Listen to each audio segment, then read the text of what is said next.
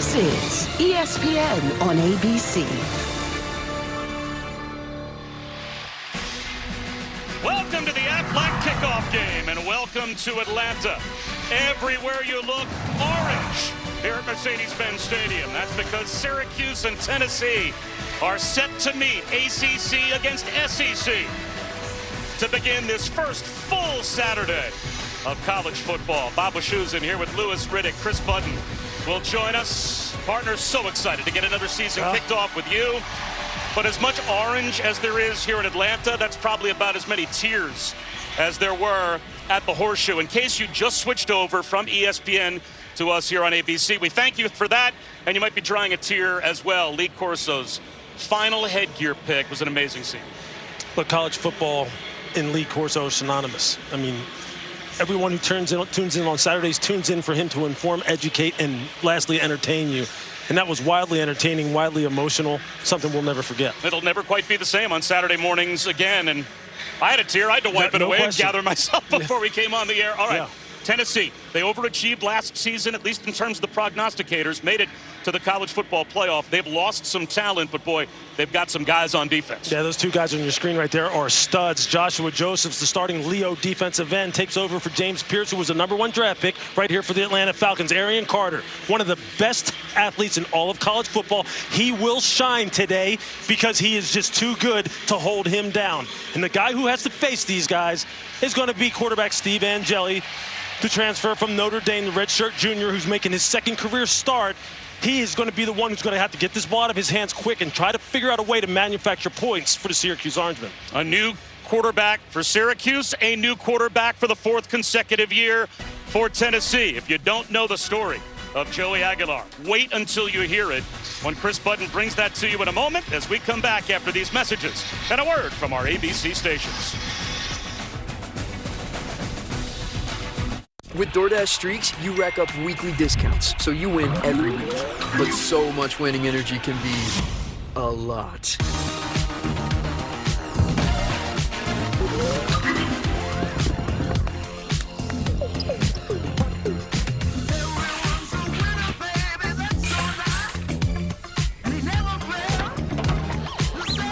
That's a lot of winning energy. Win every week with DoorDash Streaks. Opt in, order every Saturday, build the savings. So, to recap all the AI we're adding, it's supposed to streamline our workflows. That's the idea. But adding the AI that makes everyone else's job easier to manage gives us more to manage. That's the reality. Well, that's not very streamlined. That's the irony.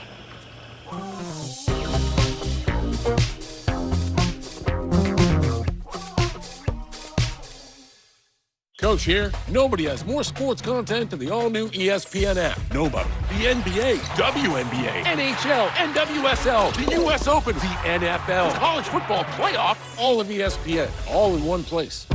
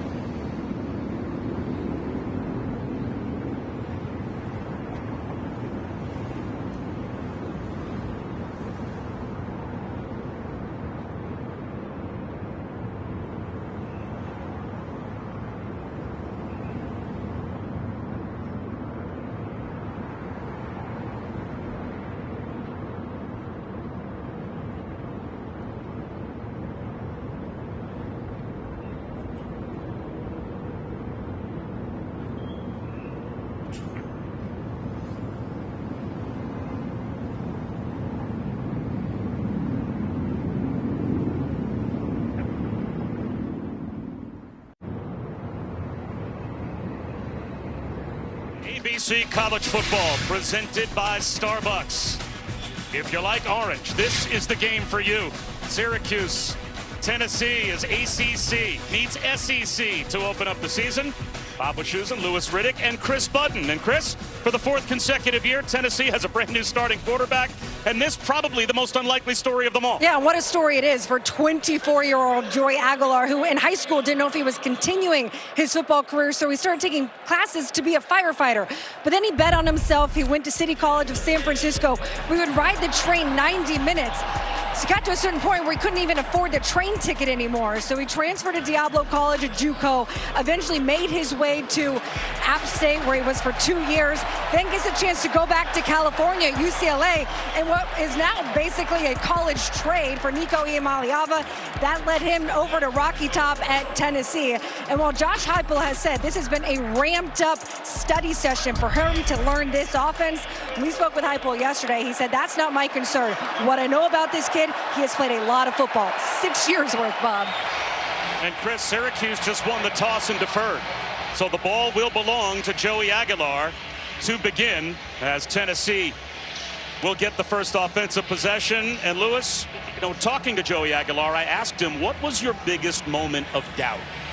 He said, when you're in high school and you think you're pretty good and no one calls, there's no recruiting interest. And he spent 2 years after high school without football because COVID hit.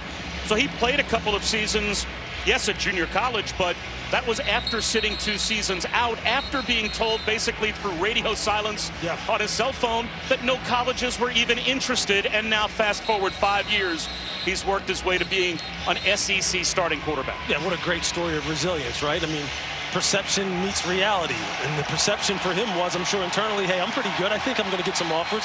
The reality is that you didn't. And then how do you react to those circumstances? Just like he's going to have to react to some circumstances right now, because Fran Brown and the Syracuse Orangemen said, let's get a look at what you got. Both of these teams won 10 games last season, the debut season for Fran Brown. And he, of course, has a brand new starting quarterback of his own. We will see Steve Angeli when the Orange get the football, but it will be Tennessee to begin the Aflac kickoff game underway here in Atlanta. Dwayne Morris just inside the end zone, holds onto it for a touchback.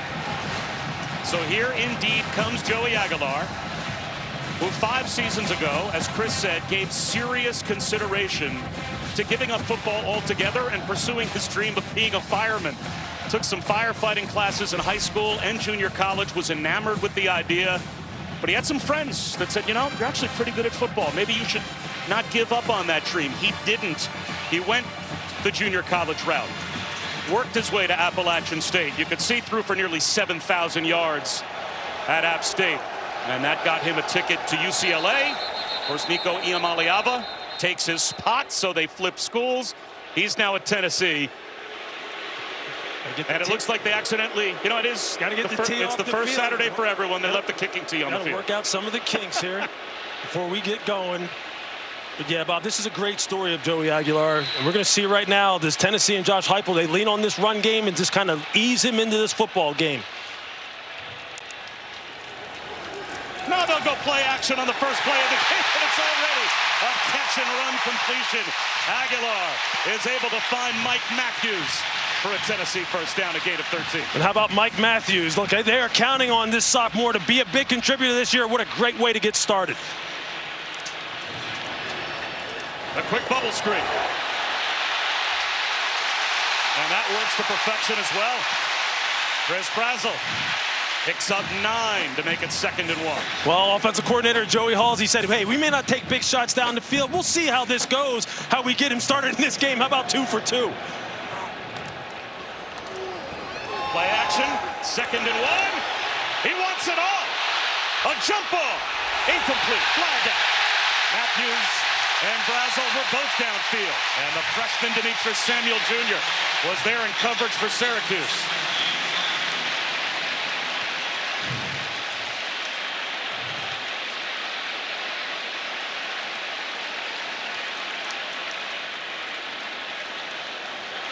The dreaded underthrown pass. Pass interference. Defense, number 1. Either penalty, first down. It's the hardest thing for a defensive back to do on the underthrown ball, to try and time your jump, turn into a receiver. Look, Demetrius Samuel is a fantastic athlete, a two-way player. He'll play that better in the future, but Tennessee is rolling here early. On the ground for the first time with Deshaun Bishop, and he has 5. That Tennessee running game has been just dynamic since Josh Heupel took over. They lose Dylan Sampson last year to the professional ranks. Deshaun Bishop and Peyton Lewis, you'll see them a lot today. And now Tennessee will lose the 5 they just picked up.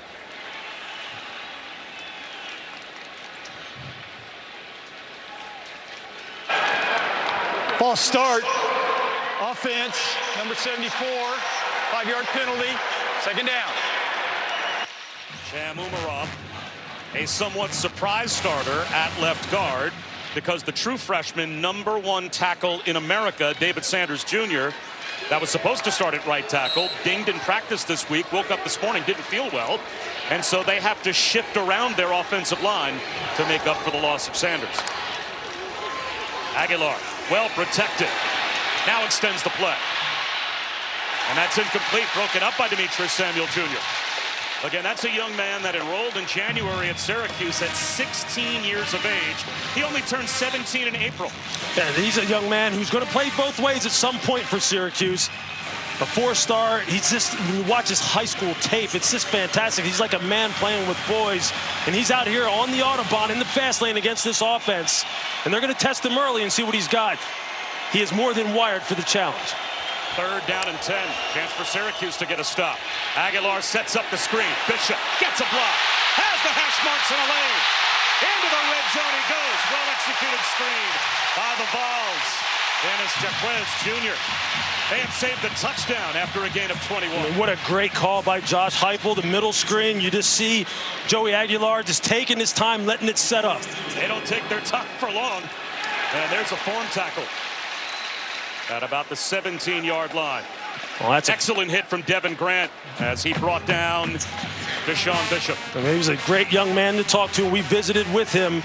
Devin Grant going to move all over the field, playing the nickel, play safety, and he is a hammer coming downhill. That is his forte. And he's going to have to make a lot of tackles against these backs from Tennessee that can run it as well as anyone. Only a gain of 1, so 2nd and 9 in the red zone. Aguilar, quick hitter to the sideline, incomplete. Slightly mistimed to Matthews. So now 3rd down and 9, and another chance for Syracuse to get a stop. You see Joey Aguilar, he's been showing nice field vision and nice composure. See, Mike Matthews may have taken it upfield a little bit far. You see how that ball was a little bit behind him. You just wonder if that's a little bit of miscommunication on the part of the new quarterback and one of the wide receivers that they're counting on here. A big 3rd down here in the high red zone.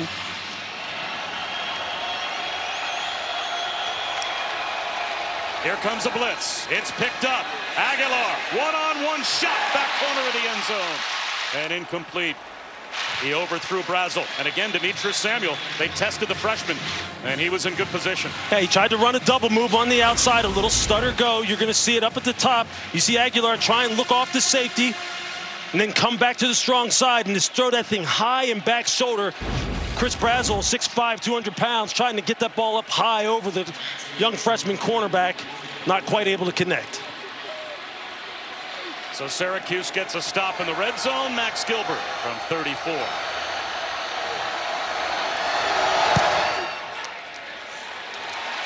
And the Vols have the early lead. Off to a good start here in Atlanta. 3-0 Tennessee.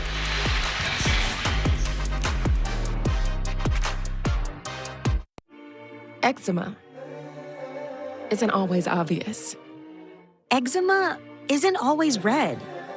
But now, eczema isn't always going to stop you. With Ebglyss. Ebglyss is a once-monthly treatment to help those with moderate to severe eczema find real itch relief and real results. Like skin that's still more clear at 1 year. Don't use if you're allergic to Ebglyss. Allergic reactions can occur that can be severe. eye problems can occur. Tell your doctor if you have new or worsening eye problems. You should not receive a live vaccine when treated with Ebglyss. Before starting Ebglyss, tell your doctor if you have a parasitic infection. Skin that's still more clear, even at 1 year? Clearly, it's possible with Ebglyss. Talk to your doctor about Ebglyss for eczema. One glimpse of Arby's loaded Italian, and you'll wonder, how did they pile on so much meat? Easy. We just kept saying, Amore. Arby's.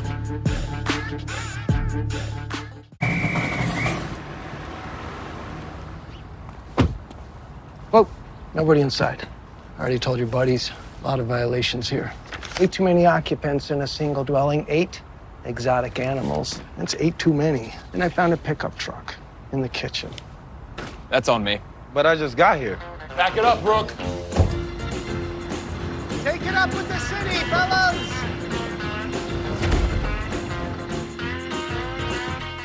What does it mean to be rich? It's first steps, and sometimes the last word. Rich is living life your way and having someone who can help you get there.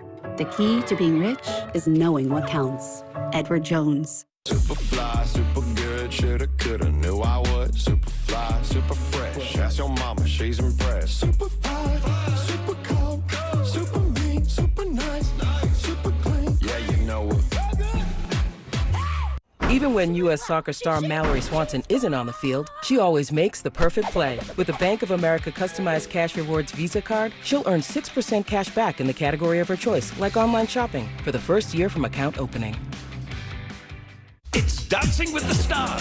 Pump up the jam, pump it up while your feet are thumping.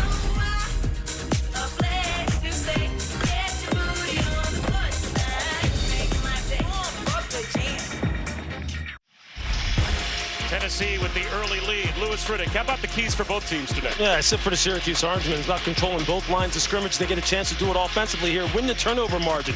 Can they get Joey Aguilar to throw him one? Offensively for Tennessee, run game and play action pass. You saw a little bit of that on that first drive, but you saw a whole lot of pass. And for the defense, now we get a look at this Tennessee defense that I think is one of the best in all of college football. They have been fantastic at creating negative plays under defensive coordinator Tim Banks' direction. We'll see what they got here in terms of the 2025 version of the Volunteers defense. Malachi James holds the New Jersey State record in the 100 meters. He's back deep to receive, but a good job by Josh Turbyville to say, you're not running it back. This is going to go through the back of the end zone. So now Steve Angeli. He played in both the national championship semifinal and the championship game of the college football playoff last year. And his seminal moment really was against Penn State in the semifinals. Riley Leonard gets knocked out of the game with a possible concussion in the second quarter, and Angeli comes off the bench cold and leads his team right down the field to kick a field goal before halftime and get Notre Dame on the board. He goes 6 of 7 on that drive. So small sample size, but he certainly has proved that he can do this. Only his second career start. And he'll start in the air. Slips a pass to Will Nixon. He's free. Nixon nearly to midfield before he's brought down. So Angeli stands in, faces the rush, and completes a ball for 21 yards. Right out of the gate, defensive coordinator Tim Banks sends a safety fire on Steve Angeli. And what does he do? He stands in there nice and calm, hits running back Will Nixon, a legitimate pass-catching threat out of the backfield, and they're off to the races. That's the thing when you watch tape on Steve Angeli that you will see. Very calm under pressure, very analytical, gets the ball out of his hand on time to make good decisions. He's going to need to do more of that against his Tennessee defense. Will Nixon again. This time only a yard.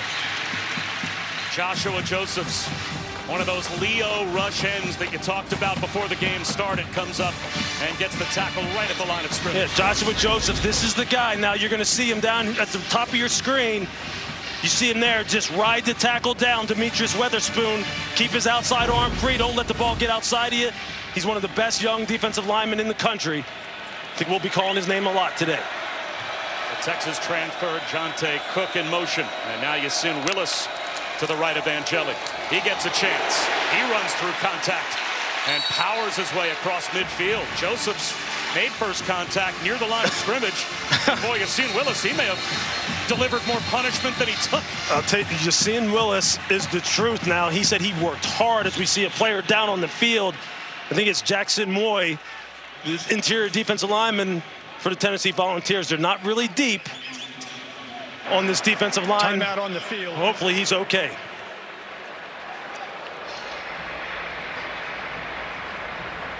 This game has gotten out of control. All the money, the unpredictability. It's time we instate a commissioner. Introducing the commissioner of coverage, the Aflac Duck. Commish, when health insurance falls short, who pays you cash to help with your medical bills? Aflac. The commissioner has spoken. I love that duck. Get help with expenses health insurance doesn't cover with Aflac, an official sponsor of ESPN College Game Day. Y'all could ask about it at work.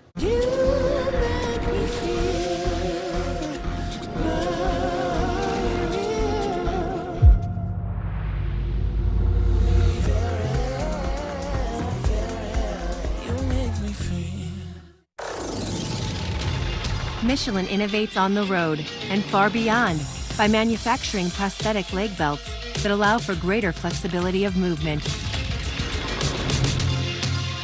Michelin, motion for life. At Sargento, we've been making your post-lunch, post-dinner, post-whenever snack a wow, wow, wow. You can taste over 70 years of our family commitment to high-quality, real, natural cheese in every bite. You have our word on it, you have our name on it. Sargento. A promise you can taste. When I switch to T-Mobile, you'll give me a new iPhone 16, and I can keep my old phone? That's right, no trade-in. No! Yes!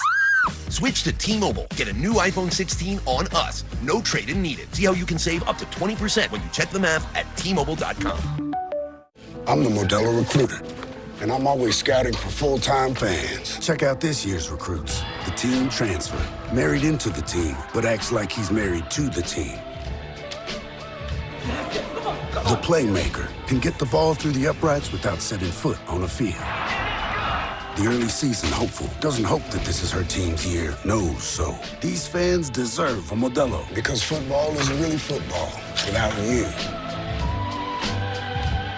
As an official sponsor of the NFL, Jersey Mike's wants you, Eli Manning, to be our new spokesperson. I'm in. I love Jersey Mike's. Hold on. Jersey Mike's new spokesperson? You're stealing my job. I don't want to steal anything. Lies. Eli's. I just love these subs. You'll be hearing from my lawyer. He's very prompt. Jersey Mike's, a sub above. Hey, that's my line. A sub above. The Aflac Kickoff Game on ABC, presented by Starbucks, is brought to you by Aflac. Get help with expenses health insurance doesn't cover. And the Starbucks Coffee Company. Tailgate Town's a fun place to be outside the stadium as we take a look at our impact players, brought to you by Fairfield by Marriott. I think you've already seen the impact that Yasin Willis can have on a defense, the way he just treated Joshua Josephs. Demetrius Samuel, the do-it-all freshman. Tennessee has already tried to attack him. Deshaun Bishop, the running back from Tennessee, he is a stud. And Arian Carter, we haven't called his name yet, but I'm sure we will here soon, the do-it-all junior linebacker. Big third down. Angeli spreads things out. 3rd down and 5, just into plus territory. Trying to get Tennessee, possibly Lewis, to tip their hand. And you can see this veteran secondary just trying to hold their look, hold their shell until the last minute. Passing it off. Looks like there's going to be some zone coverage. 4-man rush. Angeli floats one high, and he's got a first down hook up. Reliable tight end Dan Villari over the middle. Picks up 14. Flag down on the far side of the field. Back behind the line of scrimmage. Illegal shift. Offense, number 2 and number 15 with a reset. 5-yard penalty, 3rd down. So the 2 wide receivers, Jonte Cook and Darrell Gill Jr. You can see here's Darrell Gill, and then they're talking about receiver up at the top. They're saying that he didn't really reset. Jonte Cook coming in motion. See Fran Brown on the sideline arguing about it. What a nice play call on the part of offensive coordinator Jeff Nixon against that too-high look. Ran a high-low combination. Angeli read it out perfectly. He looks very comfortable, Bob, so far here early in this game.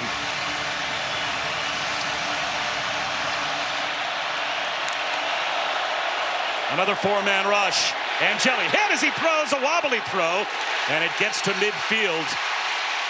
Jonte Cook came back to help out the quarterback, but that's well short of the first down. Nate Robinson, who checked in place of Jackson Moy, put the heat on Angeli. You're going to see a little game here. Just trying to get some free rushers, some free runners on Angeli, and you're going to see there's the penetrator, and then coming around Nathan Robinson with the big hit. That's a big boy to be hitting on your quarterback at 6'5", 300 pounds. He came in for Jackson Moy. It's unfortunate for Syracuse that they had the penalty. They had a nice drive going, nice rhythm going. That's a good start for the Syracuse Orangemen offense. The fifth-year senior Jack Stonehouse trying to flip the field. And a punt that is fair caught by Braylon Staley inside the 15-yard line. So now the up-tempo Tennessee offense will be back on the field. The last time the defense was on the field for Syracuse, this is what their head coach was telling them. Take a deep breath. He sure was. And what did he tell us in the meeting? He said, look, I think my football team, although we're better, I think we're more talented. We're starting to get the body types that we want. He said, we're still a little immature. I think my role in this game is going to be to calm them down and kind of like step in here. It's not player-led yet on a wide basis as far as the leadership. I'm going to have to insert myself. There's an example of it. And they look like they're up to the challenge here today. They're playing well so far. Two tight ends in the backfield. And that helps to pave the way for Peyton Lewis, 6 yards right up the middle.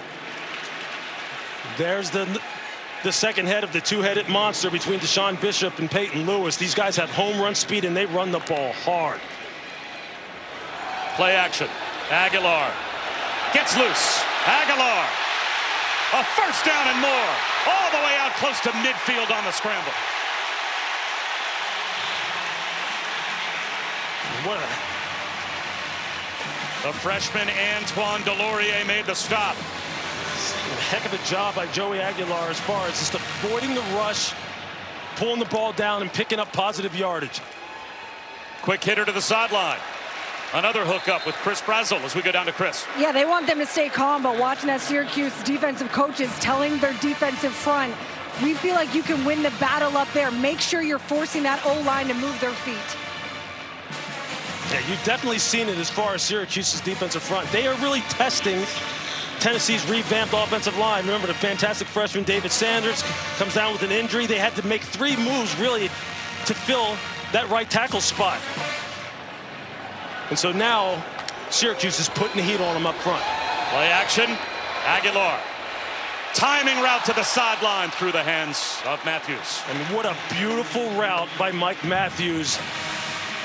Running the deep comeback, he ran it perfectly again. This is just an example of a quarterback and the wide receivers getting on the same page as far as the timing. Joey Aguilar had a penchant for delivering the ball high. It had something to do with his mechanics. Josh Heupel told us they've been working hard on it. And here we are at another key third down. And you've already seen Joey Aguilar's legs become a factor in this football game with his ability to scramble.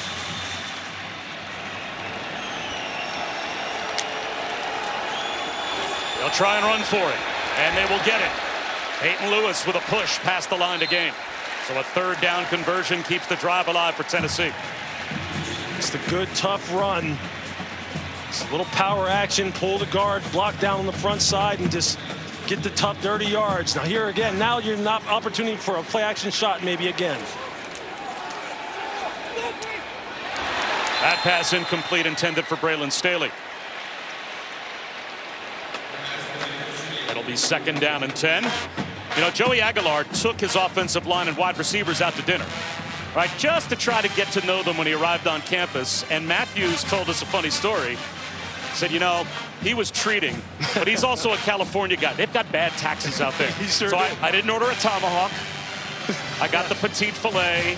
I wanted to go easy on him.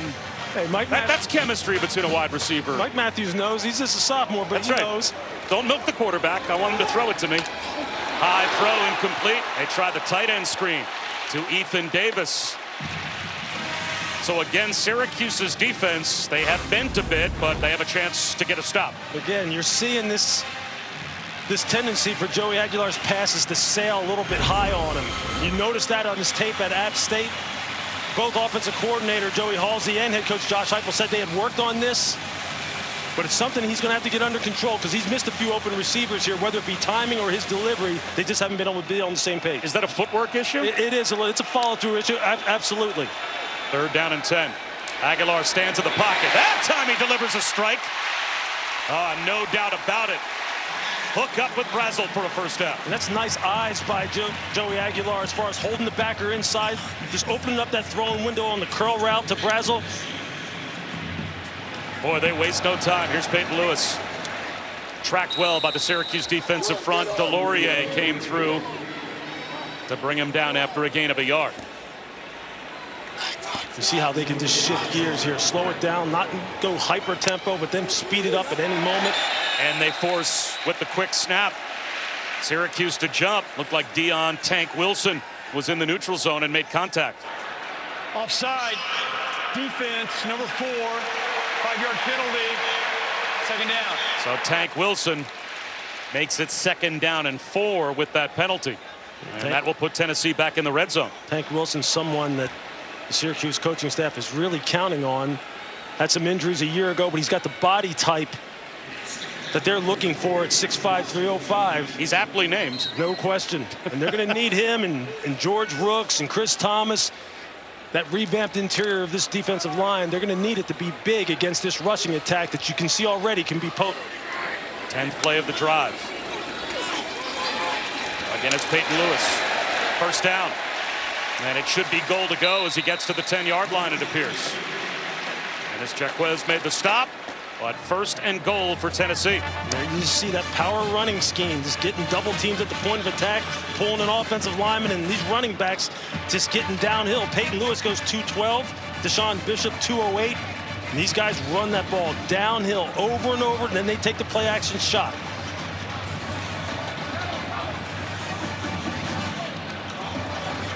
Plenty of time on the play clock as they bring in that 2 tight end look once again. Tennessee does. Aguilar with the slant. Kitzelman makes the one-handed catch down to the 2-yard line. Great hands from Miles Kitzelman.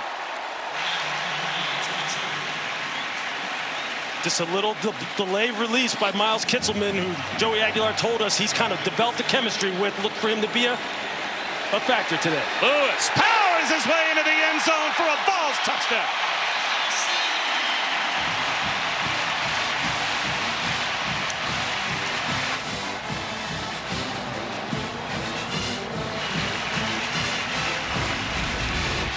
He's going to get a double team at the point of attack and pull the tackle around.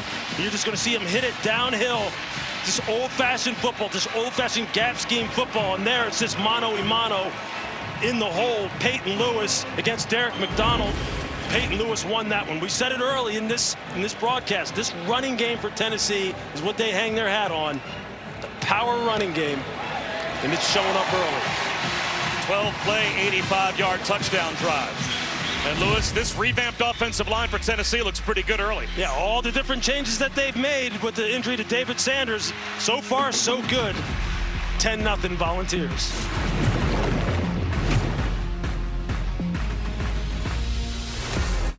Bring it in, Old Dominion. We know that it takes hard work to be the best in the game. It starts up front with protection, making sure the freight arrives safe and damage-free. Then we work as a team, packing every shipment and running every route with precision. And we always manage the clock to be on time every time, so that every drive is a scoring drive. 1, 2, 3, OD! Now that's the best in the game. No playoff needed. Old Dominion Freight Line, proud sponsor of college athletics. Military AI is the future.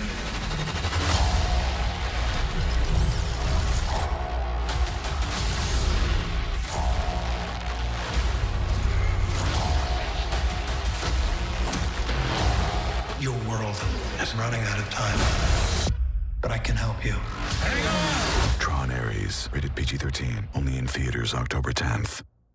With hotels and vacation rentals, Booking.com has something for everyone. Seashells! You got anything more boutique? Oui, right this way. Yeah, we're talking. What about something more family-friendly? Maybe a resort with a water park? Or somewhere less family-friendly? Yep, one Vegas hotel for the bride-to-be. What if we hate everything? We have free cancellation. Find exactly what you're booking for. Booking.com, Booking.com. Smasher's taking us all the way.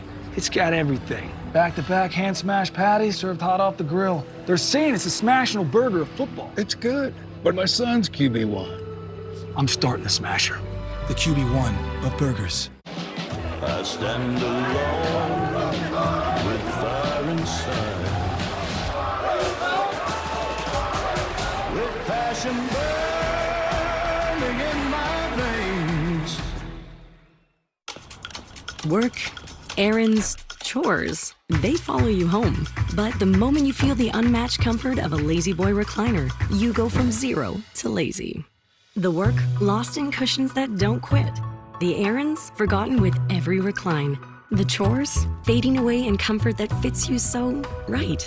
Come get the comfort you deserve at Lazy Boy. Go zero to lazy with full body comfort fully made for you. Lazy Boy, long live the lazy.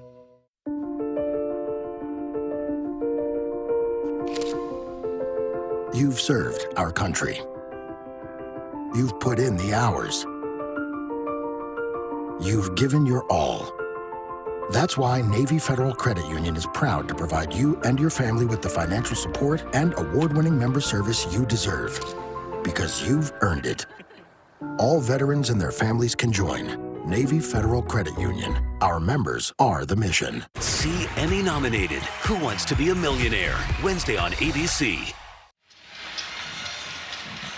We're just beginning a Labor Day weekend of college football. We cap it Monday night on ESPN. The debut of Bill Belichick on the sideline for North Carolina as the Heels host TCU. Coverage begins at 8 Eastern. Also available streaming on the all-new ESPN app. Saw them talk earlier today about how hard it is to scout North Carolina. They don't even wear uniform numbers in their practices. You watch their practice tape, you have no idea who's who. The master of disguise. A touchback on the kickoff. Our first chance of the season to say hi to Kevin Negandhi. Good afternoon, Bob. AT&T's keeping fans connected as we take a multi-view, which is showcasing a bunch of great games, events across our networks. Week 1 is here. Mississippi State early with that lead on ESPN. 2023 U.S. Open champ Coco Gauff on ESPN2 already up 1 set, looking to advance to round 4 of the U.S. Open. And Lewis's Pitt Panthers looking good and feeling good, up 14-0 on Duquesne over on the ACC network. Back to you guys. It is great to have college football back. It absolutely is. And you heard that update from the Pitt Panthers now. I hear you, Kevin Negandhi. Keep them coming. How important is this drive for Syracuse? Oh, it's critical because they had great momentum going until the penalty. Yasin Willis gets it off to a good start. You've seen Willis, Bob. Look, we saw it earlier in the first drive, the hit that he put on Joshua Josephs. I mean, he goes 6'1", 235, and he talked to us about the fact that, look, his body fat is down. He's 235 pounds. Great feet, a great personality, competitive character. Tennessee better get their pads low when this man is carrying the football because he is a load, and he looks good here early on. Yeah, Yasin Willis said he was at 15% body fat. That wasn't trim enough. Yeah. He had to get down to 9%. Well, I know how he feels. You want to be down at 9% body fat. You are. That's exactly right. When it's time to hit the media buffet, I feel that way. Jump cut. And I think he's got a first down. By about the nose of the football. Arion Carter made the stop. Injury update with Chris. Tennessee defensive tackle Jackson Moy is still in the injury tent with an upper body injury. He came out, heavily wrapped left arm, tried to give it a go, make a tackle on the sidelines, winced, had to go back into the injury tent. And Nate Robinson continues to man that right defensive tackle spot. And now it's Will Nixon behind Angeli in the pistol. Play action, rollout. Angeli tucks it under and dives for maybe a yard. The ball pops out, but he was down. The officials immediately say he was down. The runner was down. Second down. Arion Arion Carter, Jalen McMurray, both there. Yeah, I think you see here, forearm is down. It's the correct call. They were trying to run what you call a little three-level flood concept. The spacing wasn't right for it. That's why he had to pull it down. He had nowhere to go with the football. No one ready to receive it. Again, two offenses now trying to integrate a new quarterback into their system. And they have to call timeout. Play clock winding down to 2, 1, and 0. And they throw a flag potentially for delay of game unless the timeout was called, and it was. Charge I think they got it. Syracuse, they're first. This would be a 30-second timeout. You could see Angeli signaling to the sideline, I don't have the play call in my headset. Yeah. And there was less than 10 seconds on the play clock. They tried to rush it, but obviously Fran Brown realized this is not going to go well, so he called a quick timeout. These are some of the kinks you're going to work out here in the first game. I mean, it's still in the first quarter. So, I mean, this is to be expected. You want to kind of keep it to a minimum.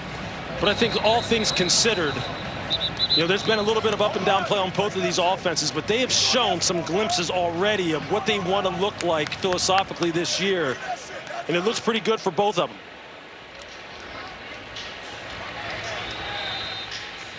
Syracuse, a 10-win team in the debut season for Fran Brown. That 10-win season tied Paul Pasqualoni all the way back in 1991 for the most wins at Syracuse ever in a debut season for a head coach. Yeah, it's spectacular what Fran Brown was able to accomplish. He's one of the very, very best recruiters in all of college football, and he still has work to do, but he's got him going. And now a completely different look after the timeout. Empty, 5 wide, 4-man rush. Angeli floats one over the middle. It's tipped and almost on the carom caught. Idris Farouk broke it up as that ball floated to Jonte Cook. And he was a little bit late on his release, waiting for the wide receiver to uncover. Flag down on the far side of the field. Ineligible receiver downfield. Offense number 89 was covered up. Will Tennessee take the penalty? You're going to see it's right here. He's covered up. If he's going to be on the line of scrimmage, he's going to have to be off, but he's not. Makes the tight end, Dan Villari, ineligible. I still don't think Josh Heupel has decided whether to take this penalty or not. Talking with the officials on the far side. When you take the incompletion, you make it 3rd down and 9. Tennessee has elected to decline the penalty. It's 3rd down. So Heupel takes the down rather than the 5 yards. And it will be 3rd down and 9 for Syracuse. Leaning on that defense, expecting them to be able to get off the field in this 3rd down and longer yardage situation. You see they got some fresh bodies in here to rush the passer. 31, Caleb Herring, the junior, who I think is one of the best athletes on their team as well. You see him right here at the bottom of the screen. Keep an eye on him. They show blitz. They'll back out. 4-man rush, but it still gets home as Angeli's got no chance. Arion Carter, a little delayed rush, and he was completely unaccounted for. What a great look, a little simulated pressure. You're going to see him delay and then come down the pipe. They're still only rushing 4 people, but they make it look like they're going to bring 5 or more. It's still only a 4-man rush. It's just a great disguise on the part of Tim Banks, a defensive coordinator who I think is one of the best in the country. And Arion Carter, we talked about him in the open.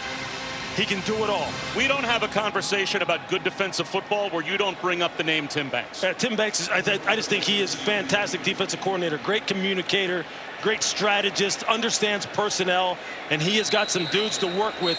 Tennessee consistently is well coached in that area. Delay game. Kicking team. 5-yard penalty. 4th down.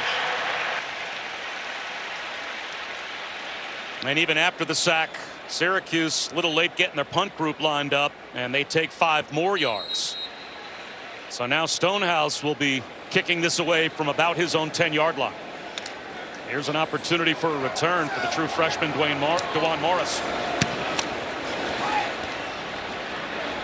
He's going to call for a fair catch. That's a terrific punt all the way down to the 22-yard line by Stonehouse. 57 yards and no return. As we take a look At Who's Bringing the Heat, brought to you by the Sonic Smasher. This is a nice job there by the Tennessee Volunteers on the part of Joey Aguilar.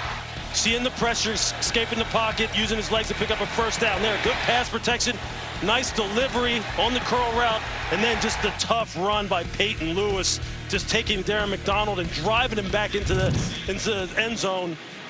This running game is a staple. We've said it for the Tennessee offense, and they are marrying it perfectly with the passing game in terms of where they're calling the plays. Joey Aguilar just has to get a little bit better as far as his accuracy, his mechanics, just get consistent. And now they've got a fresh running back in the game, Star Thomas, who led Duke in rushing last season. He's in for the first time to Aguilar's left. Instead, it's a slant, dropped. Boy, right on time to Brazel. And it got to his chest plate and bounced right off for an incompletion. I mean, if you're Chris Brazel, you've got to make this catch. It's right in the numbers.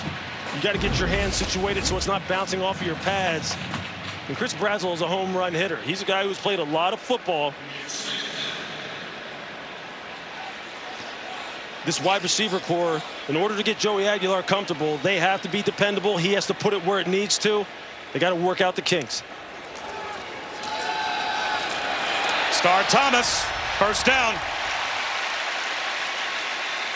He picks up 13. Again, this gap scheme is just really working for Tennessee right now, meaning just blocking down, pulling guards, tackles, and getting the ball north and south. Nice cutback as Thomas fights his way for about 4.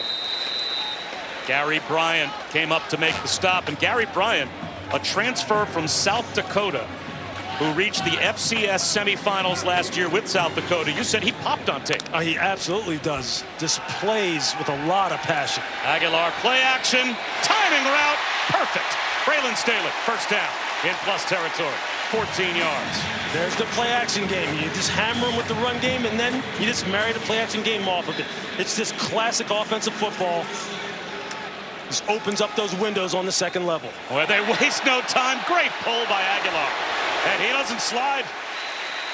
He takes on Devin Grant in the open field, lowers his shoulder. And what did Josh Heupel tell us about the quarterback's responsibility as far as the run game? He has a big role in that as far as being able to control the front with this zone read type of scheme. Nice job by Aguilar there. Star Thomas again. Tripped up.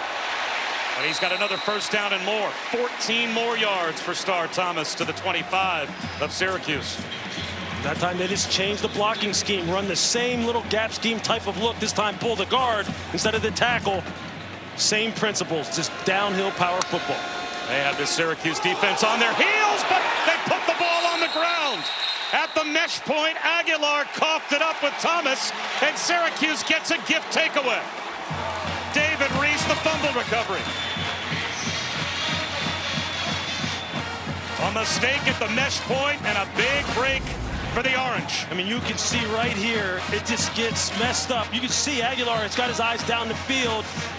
He knows he's going to pull this. The ball just seems to hit off of the midsection of Star Thomas. Just an unfortunate execution error on the part of the quarterback and the running back. He's just had to be more secure with the ball, make sure he's got a handle on it when he wants to pull it. These drive-killing mistakes have plagued both of these offenses so far. Again, to be expected.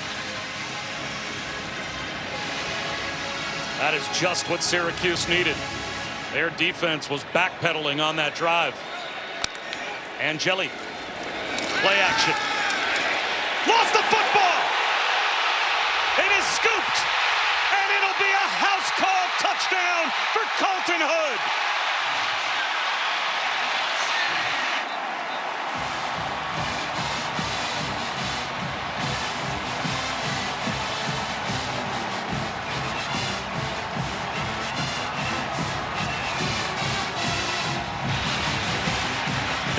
Robinson knocked it out. Colton Hood, the scoop and score.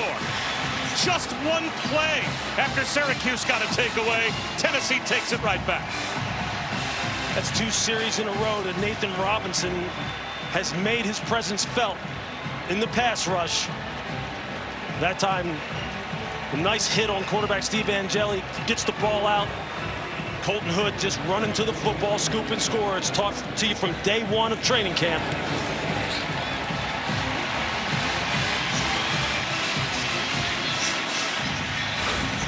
17-0. You're just going to see it right here.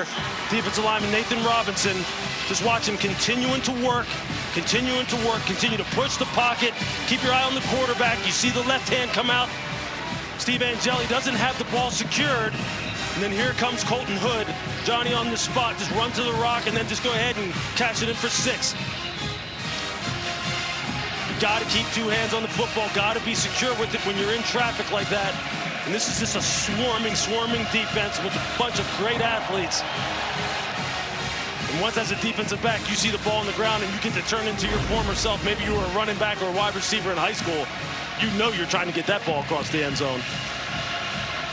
And Colton Hood gets the start today in place of Jermod McCoy, who is Tennessee's best defensive back.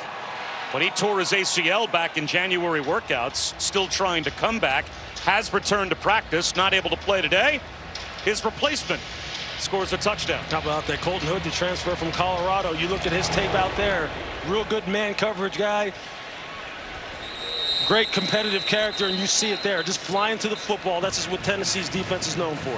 How hard now for Fran Brown to get his team to calm down when you've got a Tennessee defense that is rolling. Now, they don't normally scoop and score. The first time they scored a fumble return touchdown since November of 2023, but they play like this, in-your-face, stingy defense. This looks like the same Tennessee defense from last year. Yeah, well, unfortunately for Syracuse now, it makes you a little bit one-dimensional. You know, now that you're down 3 scores, you see, now you can unleash those pass rushers on them, Bob, and you just hope that offensive coordinator Jeff Nixon is able to maintain some kind of balance, because if not, this game could get out of hand. He calls his son's number as Will Nixon runs one for his dad for about 3 yards. As Will Nixon started his collegiate career at Nebraska, was able to graduate with a couple of years of eligibility left at Washington, and decided, I want to go play for my dad, who's the play caller at Syracuse.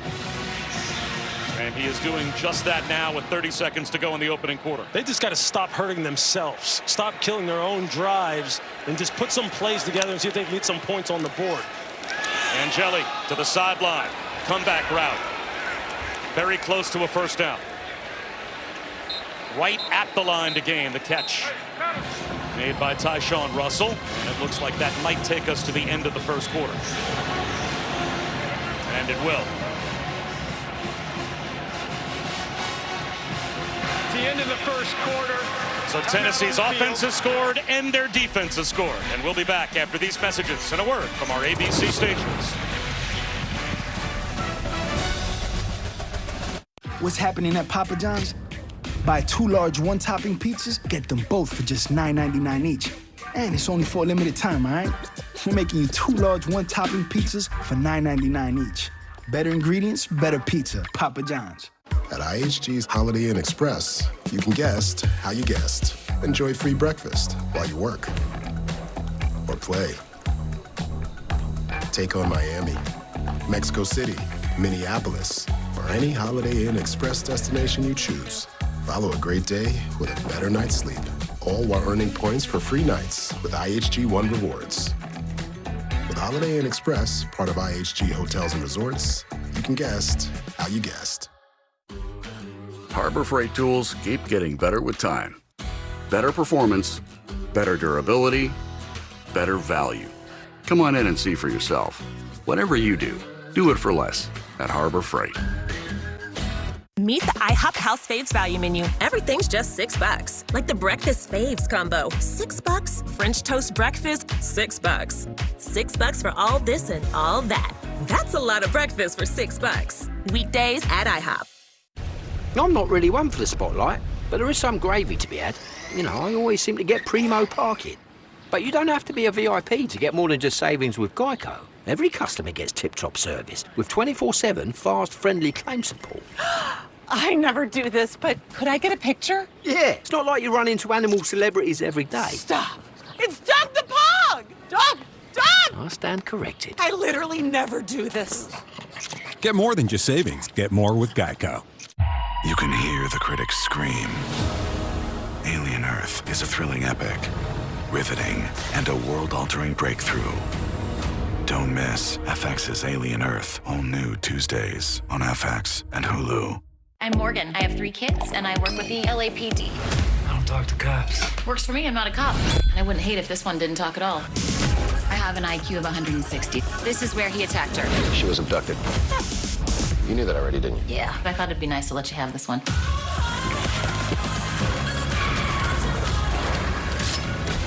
What am I missing? Can I please have some scissors? Morgan, you do know this is evidence, right? Yeah, you should probably turn around.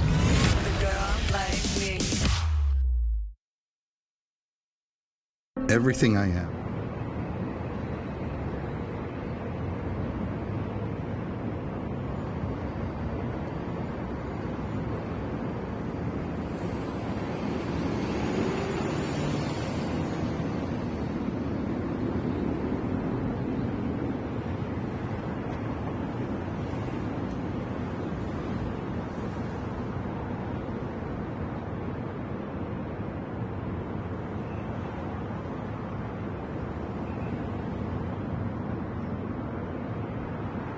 Message right now. And we just got to stay focused and survive the surge. They're doing a heck of a job putting pressure on us from their defensive line and their secondary.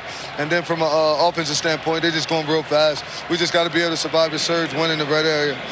We'll be fine, though. Thank you, Coach. Thank you. Well, nothing is going to rattle Fran Brown. No. And his calmness, you would think, is certainly going to translate to his team. We'll see if they respond. Yeah, they just got to stop hurting themselves offensively, Bob, as we mentioned earlier. Give the quarterback some time. The receivers have been doing a nice job of running precise routes on the outside. They have a good scheme to go against some of the things that Tennessee likes to do. And they just can't find themselves in 3rd and long type of situations. Now, I know that sounds like a lot, but that's football. Willis and Nixon both in the backfield. And a nice patient run to the sideline. Good footwork for Yasin Willis. Well, again, Fran Brown, with what he's been through, his mom was pregnant with him at the age of 13. And he grew up in Camden, New Jersey, which back when he was a youth was one of the most dangerous places you could possibly grow up. But he had a village that helped raise him. His Uncle Charles took him to football practice, and for a while he moved in with his high school football coach, Mark Peace. And he had so many opportunities, Lewis, to make the wrong decision and go down the wrong road, and never really did. And he said there were enough people who kept him out of making those decisions. Angeli, over the shoulder opportunity, and there's the flag. Justice Ross Simmons had a step on Ricky Gibson. It's a nice release. Pass interference, defense, number 1, 15-yard penalty, first down. And we'll see Justice Ross Simmons just beats Ricky Gibson at the line of scrimmage. He panics a little bit at the catch point and puts his hands on the waist of Justice Ross Simmons. Syracuse has shown you they've got some speed and they've got some playmakers on the outside. Jonte Cook, the transfer from Texas. Tyshawn Russell's already showed up. Russ Simmons, Darrell Gill Jr. They've got some guys that they can get the ball to.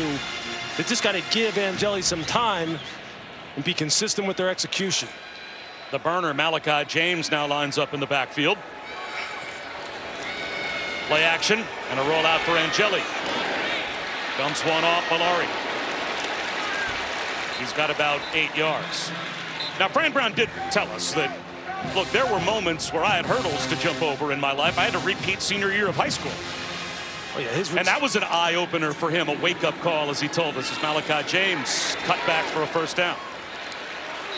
His resilience is something that's just absolutely spectacular. He's just so calm and poised, and it's about the journey with him. And he's trying to teach, as he said, he said, look, I'm trying to pour into these young men because the better men I can make them, the better football players they're going to be. It goes hand in hand. And he is just a testament to that kind of character winning out in the end. And they've got a first down as Syracuse trying to get themselves back in the game. Early second quarter. Got some substitution issues on the part of Tennessee. The ball's late, running a 12th player off the field. Angeli, play action. Lobs one that's incomplete. Dante Cook tied up. Chris? Fran Brown's upbringing is a huge influence on how he coaches these guys. He has an acronym DART.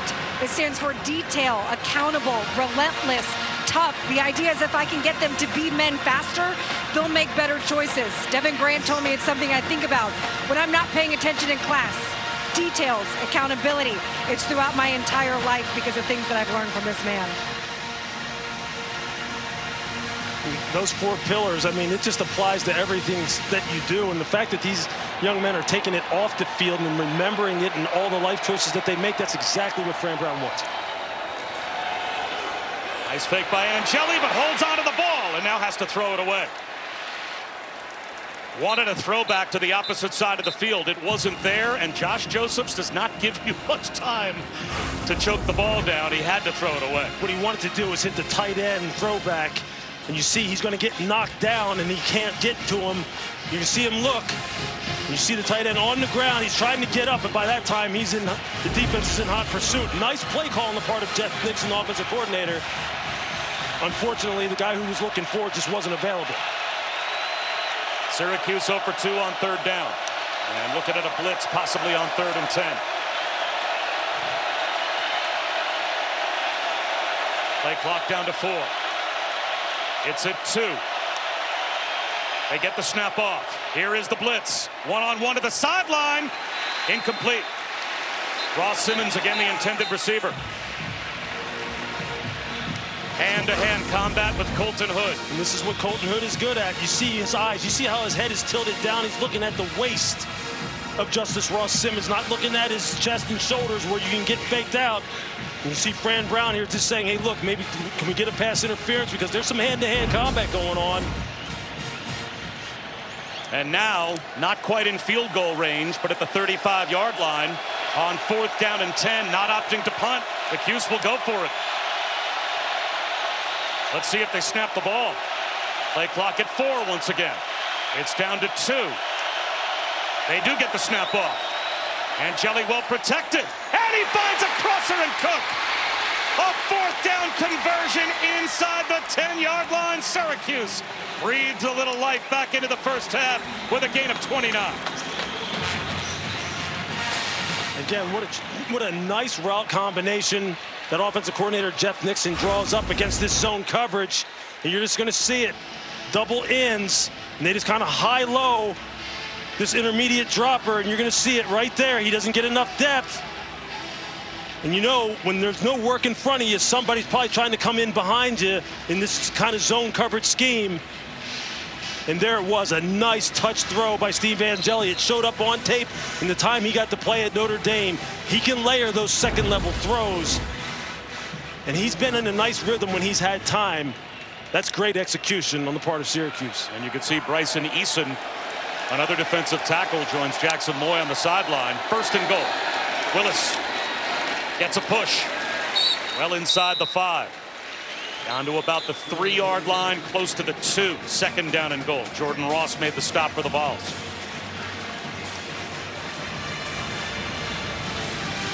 Critical for Syracuse to come out of here with points, preferably with the touchdown. And you know some kind of ball handling is going to be involved here as far as maybe a boot play, some rollout, some play action. The wide receivers have been able to get some separation on the outside a little. They got some one-on-ones at the top of the screen. Angeli, the pitch. Willis looking for the pylon. He's in. That's a Syracuse touchdown.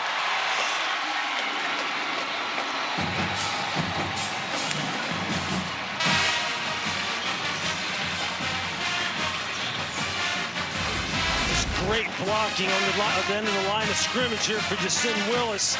Just watch it as it comes into your focus here. You see there the little zone read. You see him pitch it as Arian Carter takes Steve Angeli, but you see the blocking out on the perimeter by the wide receivers holding up the defensive backs that are really trying to keep that ball from getting outside. That's this great team offense. A great read by Steve Angeli. And Justin Willis. Nice start. How about Chris Button talks to Fran Brown, and Fran Brown says we'll be fine.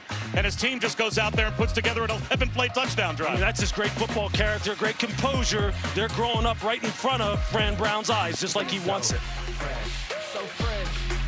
Come on. This game has gotten out of control. All the money, the unpredictability. It's time we instate a commissioner. Introducing the commissioner of coverage, the Aflac Duck. Commish, when health insurance falls short, who pays you cash to help with your medical bills? Aflac. The commissioner has spoken. I love that duck. Get help with expenses health insurance doesn't cover with Aflac. An official sponsor of ESPN College Game Day. Y'all can ask about it at work. Look out, 'cause here I come. Ready to lose weight? Think Wegovy. With Wegovy, I've lost 35 pounds. I lost 46.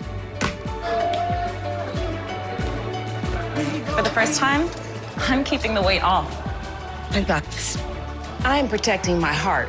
Wegovy is proven to lower the risk of major cardiovascular events. Don't take if you or your family had MTC, MEN2, or if allergic to it. Tell your provider if you plan to have surgery or a procedure, are breastfeeding, pregnant, or plan to be. Stop taking and get medical help right away if you get a lump or swelling in your neck, severe stomach pain, or any of these allergic reactions. Serious side effects may include pancreas inflammation and gallbladder or severe stomach problems. Call your prescriber if you have any of these symptoms. Wegovy may cause low blood sugar in people with diabetes, especially if you take medicines for it. Call your prescriber if you experience vision changes, heart racing at rest, or any mental changes. Depression or thoughts of suicide may occur. Side effects of nausea, vomiting, and diarrhea can lead to dehydration, which may cause kidney problems. Why wait? Ask your prescriber about Wegovy today. Word on the streets, I make it look easy. No flattering, cool, way too easy. Word on the street is I make it look easy. I'm actually smooth, it's far too easy. Word on the street is I make it look easy. Too easy. When things heat up, you don't just want a cold one.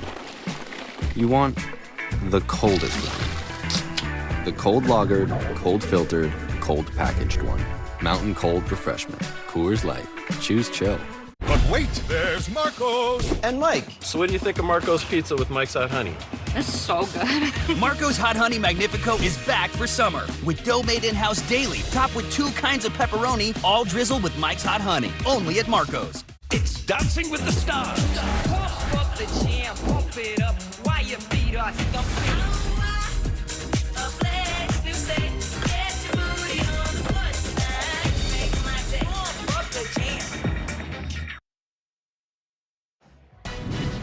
The Aflac Kickoff Game on ABC, presented by Starbucks, is brought to you by Mercedes-Benz. A response drive from Syracuse makes it a game again. Syracuse's first 3 offensive possessions netted 14 total yards. That last drive, though, 11 plays, 75 yards, and a touchdown. And a touchback here on the kickoff loop. I mean, what a great job here on this speed option. Look at the blocking here on the perimeter, and then watch the conflict here of Arian Carter, number 7, at the point of attack. Thielander can't get over. Here you see Joey Aguilar makes the correct read. Thielander, 22, can't get out to the perimeter. Then here's on this second look from the progressive pylon cam. You're going to see it here. Yasin Willis just inside the pylon. Thielander in hot pursuit, but just can't get there. It's just nice play calling, nice execution on the part of the Syracuse offense. Sean Bishop pushes the pile for 2.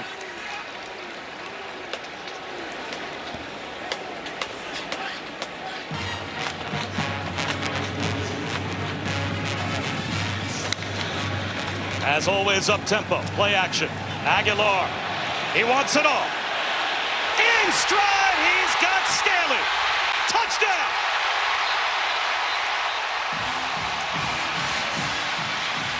What an answer by the Vols.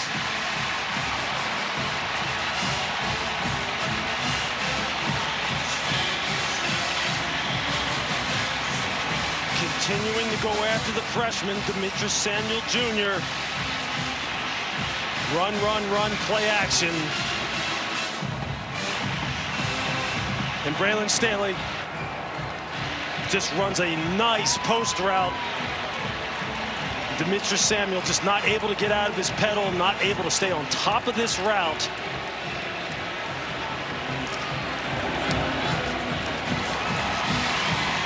Joey Aguilar showing you that big arm that he has. You see here they're playing like a cover 4 look, 4 across the board, but it's one-on-one essentially on the outside between Demetrius Samuel and Braylon Staley. And you see he thinks he's going up on a go route, so he opens his hips like he's going to defend the go route. He cuts it inside of him and runs the post. He's not able to recover. And what did they tell us, that being the coaching staff? They said, hey, listen, Joey Aguilar can drive that ball down the field. And there you see it. He is cooked. The safety is just caught too short. Devin Grant.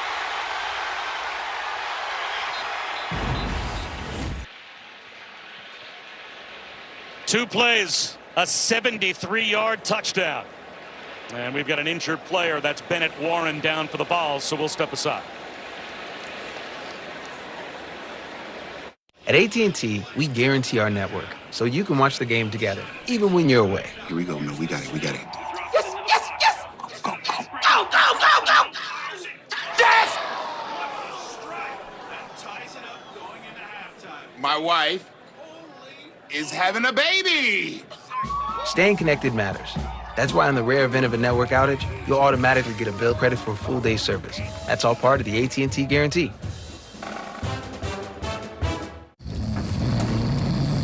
Sound familiar?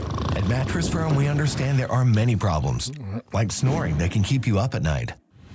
And our sleep experts have the unrivaled training, know-how, and tools to match you with a sleep system designed to help, like the Tempur Ergo Smart Base. It automatically detects, responds, and helps reduce snoring. And right now, save up to $700 on Tempur-Pedic, plus a $300 instant gift. So for the great sleep you deserve, visit Mattress Firm. We make sleep easy. If you keep making that face, it's gonna stay like that. Funny. I'm trying to get my own car insurance. Well, that's easy. USAA. I thought that was for the military. And their families. Grandpa served, and he joined USAA. He shared membership with your mom, so she'll give it to you. Really? Mm-hmm. And they'll take good care of you. USAA. Members who switch saved an average of $840 annually on auto insurance. One glimpse of Arby's loaded Italian, and you'll wonder, how did they pile on so much meat? Easy. We just kept saying, Amore. Arby's.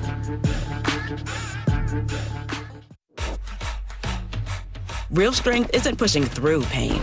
It's treating it. When there's no pain, there's more gain. Advil targets pain caused by inflammation for fast, strong relief. Advil, that's real strength. With NFL Sunday Ticket and YouTube TV, Jason Kelce can watch every game every Sunday, all in one place. But how much NFL in one place can he handle? Yes!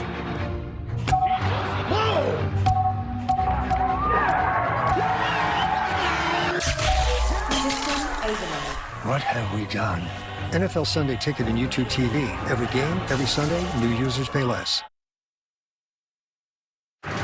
The College Football Playoff begins December 19th and concludes with the National Championship January 19th on ESPN. Just after Syracuse gets on the board, the 73-yard touchdown answer by Tennessee, and there is the 17-year-old Demetrius Samuel, who is being comforted by his teammates as much as possible. Lewis, over on the sideline, he is the second youngest player in FBS. He only turned 17 in April. He reclassified and arrived at Syracuse back in January as a 16-year-old. So he has his whole career out in front of him. Now he has to shake that off. Yeah, he's having the welcome to the big-time college football moment right now. And clearly, Josh Heupel and Joey Halsey, the offensive coordinator, have targeted him. This is something he's going to have to work through. It's part of the game. Another update with Kevin Nagandi.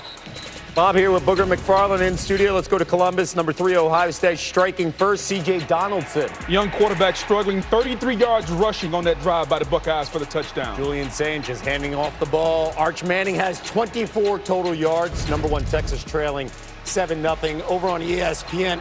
Excuse me.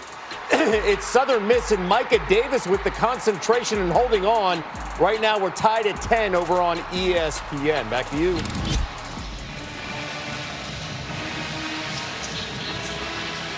It's been all Tennessee for the most part here in the first half against Syracuse, although the Orange did score a touchdown on their last possession. And now Steve Angeli looking for another answer. Squeezes one into a very tight window. And it looks like Cook held on, but they'll say incomplete. Knocked out of his hands and bounced back into his hands. Ty Redmond, true freshman, got the left hand around Cook for the knockaway. These Tennessee defensive backs, they all fit a certain profile. Ty Redmond, the freshman, 6'2", 192 pounds. You can tell they like him long and tall in the secondary. Lots of range and fluidity. It's what Tim Banks, his defensive coordinator, loves to coach, and they've got a fleet of them. Angeli tries the other side. Again, it's an incompletion. Same pattern. Justice Ross Simmons, the intended receiver. That time it was Colton Hood. Different side of the field, but the same result. Yep. 3rd down and 10. Colton Hood had a little handful of jersey on Justice Ross Simmons.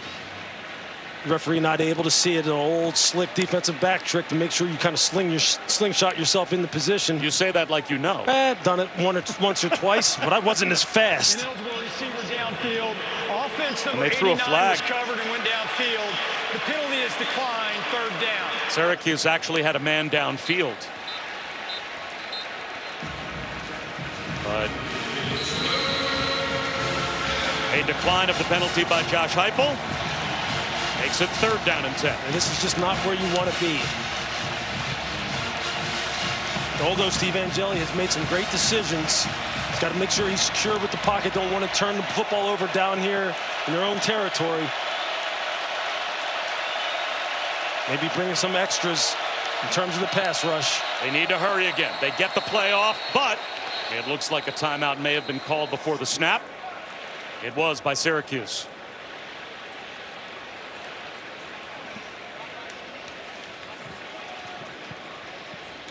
As you see, Fran Brown's trying to talk to his offense, trying to keep him Charge calm. timeout. Tennessee, they're first. This is a 30-second timeout.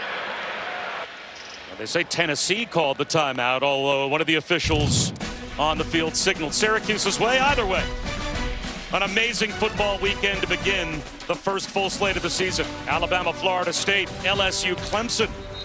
That's all coming up later on this afternoon and tonight. We'll be back here tomorrow with South Carolina, Virginia Tech, and then another top 10 matchup, this one between Notre Dame and Miami. Monday night, Bill Belichick in North Carolina host TCU. So the rest of the day, great doubleheader tomorrow, Monday night as well. And how about this quarterback matchup that we're going to see a little bit later on tonight? Not too bad. Down there in Death Valley in Clemson, we've been down there a couple times as a crew. Garrett Nussmeier, tremendous bloodlines. He's going to have to play his rear end off against a ferocious Clemson defense, especially up front with Peter Woods leading the charge. And Kay Klubnik, it's your time.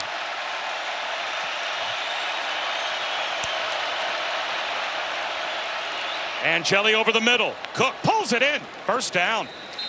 Clutch 1st down throw and catch. Angeli to Jonte Cook for 11. Nice job by Jonte Cook. He saw danger coming now. He saw it coming and got down quick. That ball was up above his head coming across the middle. Had a defensive back who had him lined up. Great concentration, way to finish. It's important for Syracuse to keep their composure here and see if they can get some points and answer that big time throw by Joey Aguilar and put some points on the board and get them back in this ball game.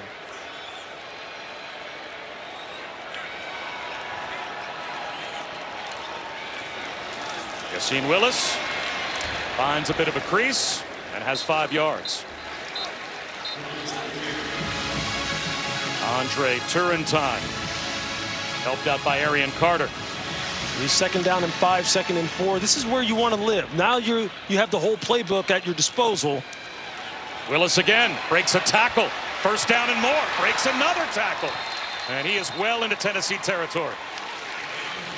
Well executed play. Real nice blocking at the point of attack. You're going to see double teams at the point of attack. And then you just see Yassine Willis get that ball out on the perimeter and get those big shoulders turned upfield. What a great kid to talk to. he was so excited about the fact that he knew that he was the one who was going to have to shoulder the load, primarily running the football. And he has more than lived up to that challenge. Well, no LaQuint Allen. And that's a big hole, you would think, in this run game for Syracuse. But Willis and Nixon look like a very able pair.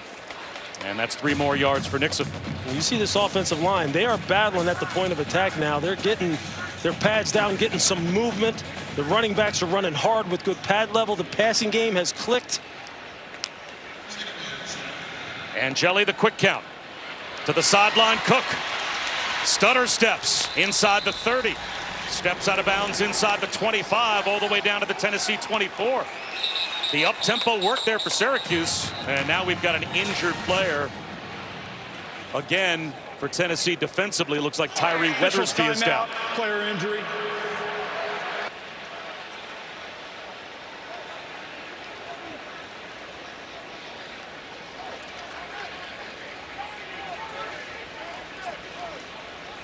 Syracuse with a touchdown on their last possession and trying to stay in this game with Tennessee as we step aside.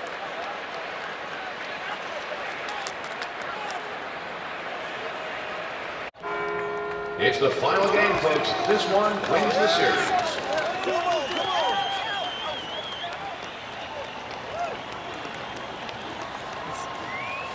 If it's important, it's not worth compromising, which is why with Farmers, you don't have to compromise quality to get great savings on your insurance.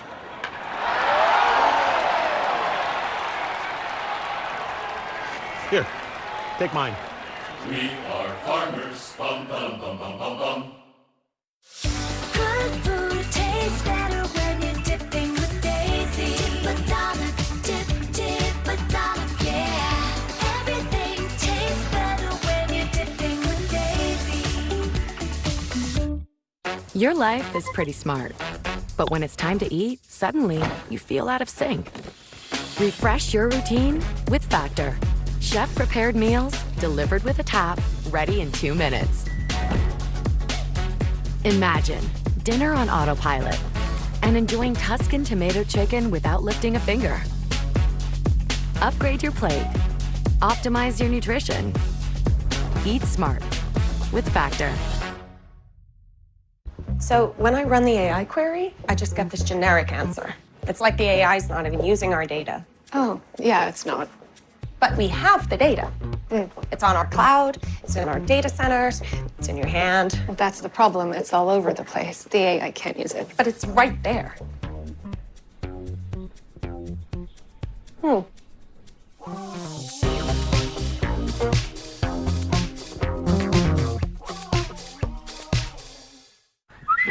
A Chewy order is on the way for Jaws, who never lets go of what he loves. At least not until Dad gets on Chewy and gets him something new to love. Delivered fast. So Jaws can always live his best life. One mouthful at a time. For low prices and fast shipping, for life with pets, there's Chewy. At Sargento, we've been making your post-lunch, post-dinner, post-whenever snack a wow, wow, wow. You can taste over 70 years of our family commitment to high-quality, real, natural cheese in every bite. You have our word on it, you have our name on it. Sargento, a promise you can taste. Let's kick it off.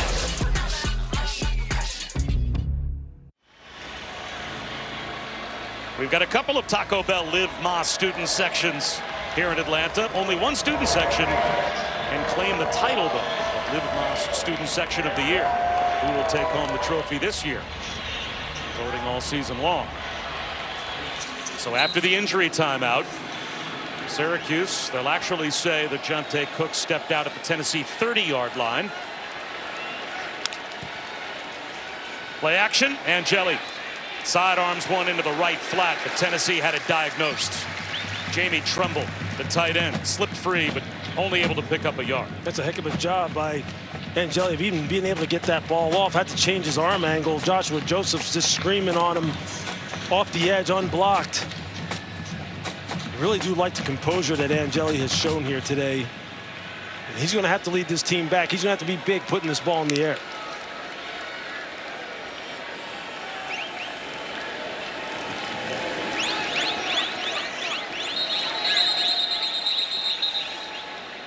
now the official stop play before the snap for Syracuse. Previous play is under further review to review the hit on the receiver for potential targeting. So this is a booth-initiated review for possible targeting on the hit that Jamie Tremble just took. And this would be a big call. Be a 15-yard penalty and a possible ejection for Tennessee. And the player in question is Jalen McMurray, the nickelback for Tennessee. It's hard to see from the angles that we have up here in the booth. Here we're going to get a look at it.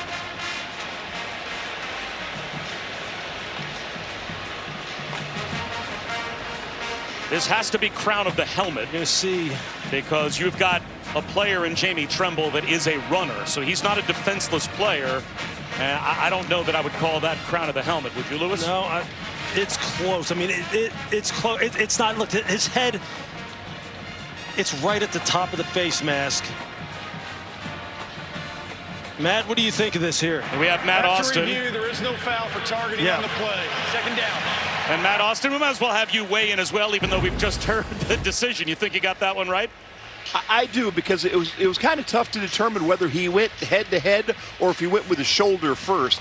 The receiver could still be determined defenseless. He only had a step or two to regain his balance. Could he really protect himself? So he could have still been defenseless, but I don't think the force of the contact was to the head. I think it was more shoulder, and the helmets just happened to click.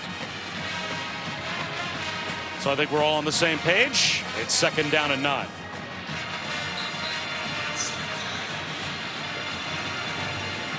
The Notre Dame transfer, Steve Angeli. This is his second career start. Started the 2023 Sun Bowl against Oregon State when he was at Notre Dame. Trying to get his team back in it. Stands in the pocket. Back shoulder throw to the sideline. And it was a terrific one-handed catch by Ross Simmons. Colton Hood all over him, but couldn't stay in bounds. You see Colton Hood, a lot of hands. You see him. You see the grab there at the end, and he didn't hold on. These Tennessee defensive backs play with a lot of physicality at the catch point. You're going to have to be careful. I love the fact that they challenge the football all over the field. Eventually, one of these calls is going to go Syracuse's way if they're not careful. This is a big third down. They need to get some momentum back if they're part of Syracuse. Angeli's got to make some good decisions here. And they have to call timeout again. Charge timeout. Syracuse, their second. This would be a 30-second timeout. So with the play clock winding down, they're forced to call timeout once again. Again, this opening weekend of college football, Bob Wischusen here with Louis Riddick, Chris Budden. And as we said at the start, we've talked about it all the way through, this for Tennessee is their bread and butter, right? They have a tough defense to play against. They sure do. You see, they challenge the football all over the field in the passing game, but you have to give Steve Angeli some credit. Like, he has withstood the pressure. He has stood in there, taking some big hits, delivering the football down the field. It's the Syracuse defense right now that is really having some issues with really defending this Tennessee offense, which, quite honestly, look, if you're Josh Heupel, you are absolutely pleased with the way they settled in the second quarter and started pushing the ball down the field, Bob. I mean, Joey Aguilar, when his mechanics are good, he can drive the football on those deep shots down the field, and this run and play action game is clicking right now. Syracuse down to one timeout left. 8 on the play clock with an empty backfield. 5-man rush. Angeli under pressure, and down he goes. Edwin Spillman untouched with the sack for Tennessee. And just a nice pressure on the part of Tennessee. And you're going to see Spillman. He's just going to hold his disguise at the second level. You see the defensive tackle take the inside charge and just open up the window. You get a free runner on the quarterback. Look, Tim Banks, the defensive coordinator, has done a nice job of running some simulated pressures, making it look like he's going to bring 5 or more. They drop out and play coverage. This time they sit back make it look like you're going to play coverage, but then they bring the pressure from depth. That's how you do it, that cat and mouse game. And Tim Banks is as good as anyone at it. This has to be a pooch punt, I would think, and that's exactly what it is. On 4th down and 16. Can't imagine that Syracuse would go for it, but this is well executed. And it's all the way down inside the 2-yard line. So Angeli with the pooch punt, as they at least forced Tennessee to respect the fact that they might try for a desperation play on 4th and 16. And now Tennessee's offense, even with this 3-score lead, is backed up. How about Joey Aguilar? Started off 6 for 13, but then he has found his groove. His mechanics have been clean on these big shots that he's been able to push the ball down the field. This wide receiver core that we asked him, like, what's the chemistry like, given the fact that Joey entered this process late as far as being integrated into this offense? We're getting some answers right now. As this game plays on, he's looking more and more comfortable. Quick hitter, high, incomplete. Travis Smith Jr. had to climb the ladder. And again, there's that hurried throw from Aguilar. And as you said, his Achilles heel sometimes sails the ball a bit. Just did that. Yeah, this time he's getting pressure off the edges, so I'm going to forgive him on this one. He's getting pressure off of the side, end man on the line of scrimmage. He's trying to get it over top of him. But yeah, that's something he's going to have to continuously work on. Keep the ball down. Peyton Lewis. A little breathing room for the Vols as he gets out to about the 4-yard line. And that will take us inside of 6.5 minutes to go in the opening half. We have an injured player down. That's George Rooks for Syracuse, one of their starting defensive tackles.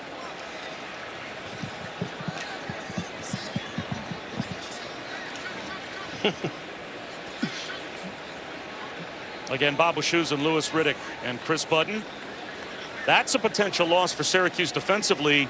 They can't afford. They're a little thin in the middle of that defensive line. Yeah, they tried to get bigger, tried to bring some guys in. George Rooks, the transfer from Boston College, is one of those guys.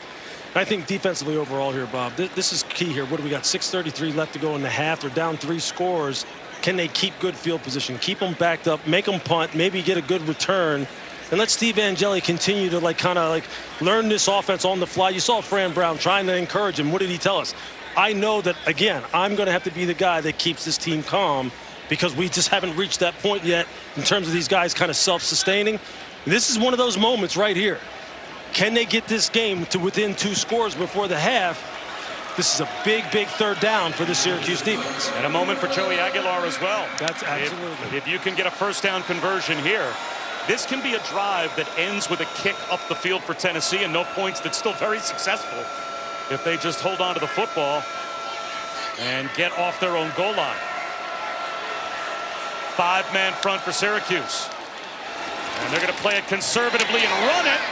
And Peyton Lewis is stopped a couple of yards short of the 1st down. Deuce Chestnut came up to make the tackle. A 5th-year senior veteran. That's a big play for Syracuse in their secondary. No doubt. Him and his running mate, Devin Grant, making sure that Peyton Lewis can't break out of there onto the 3rd level. Now you got the scenario that I'm talking about. You keep them down in here. Now you got to have a clean execution on the part of your punt return team. Can you get some positive yardage here in a short field for your offense? A little delay and an end-over-end kick. Davian Kerr floats left, fair catch called for, just across the 50-yard line.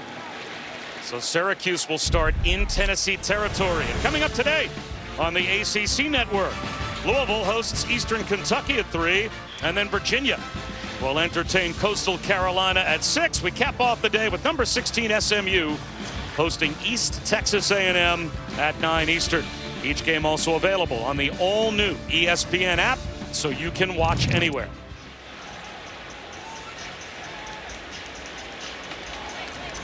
Five and a half minutes to go in the 1st half, down by 3 scores, but starting in plus territory. This feels like a must drive for Steve Angeli. Without a doubt, and you see his stats there today. 8 of 15, 93 yards, been sacked 3 times. Play action. Turnaround catch made by Justice Ross Simmons. Gets the drive going with a gain of 5. You see how offensive coordinator Jeff Nixon is trying to slow down this pass rush. Using the run game, using the play-action passing game, trying to get these D linemen and these linebackers to kind of slow down. Another technique, the design rollout. Sliding attempt made by Villari. Did he scoop it up? The Tennessee sideline thinks it's short hop, but the officials looks like are giving him the catch. You're absolutely right. Move the pocket, play action pass. Ways in which you can try and slow down a ferocious pass rush. Great play calling.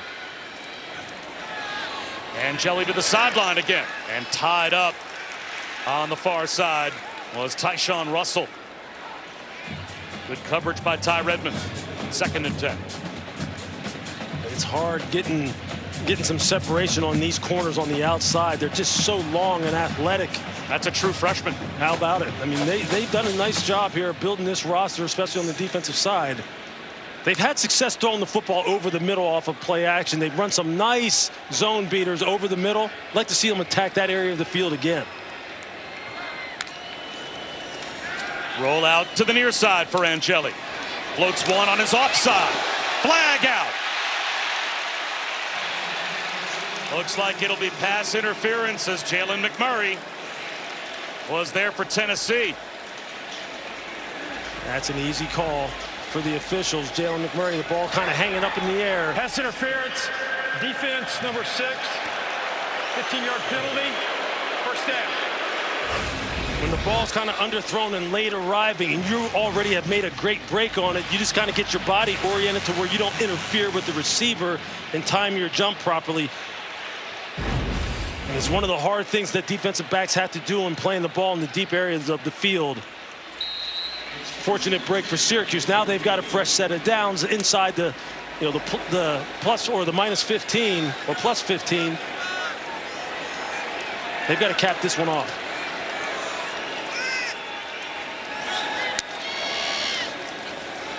Angeli pulls it. Shot to the end zone, incomplete. Tried to squeeze it into Jonte Cook, but another flag thrown on the near side of the field. This will go against Tennessee once again. Offside. Defense number 18 lined up in the neutral zone. 5-yard penalty. 1st down. That's Tyree Weathersby. Yeah, it's just not. He's just right here on the end man on the line of scrimmage. You got to have your hand. You got to put your head behind the football, or put your hand behind the football. Put your head behind your hand. You'll never fail. You'll never line up off sides. It's a lapse in judgment, but again, fresh set of downs for Syracuse. Tried to attack the middle of the field on that slant. The ball was a little bit late, a little bit behind the receiver. But I like the idea off of play action of them throwing the ball in the middle of the field, trying to find that zone void in the 2nd and 3rd level.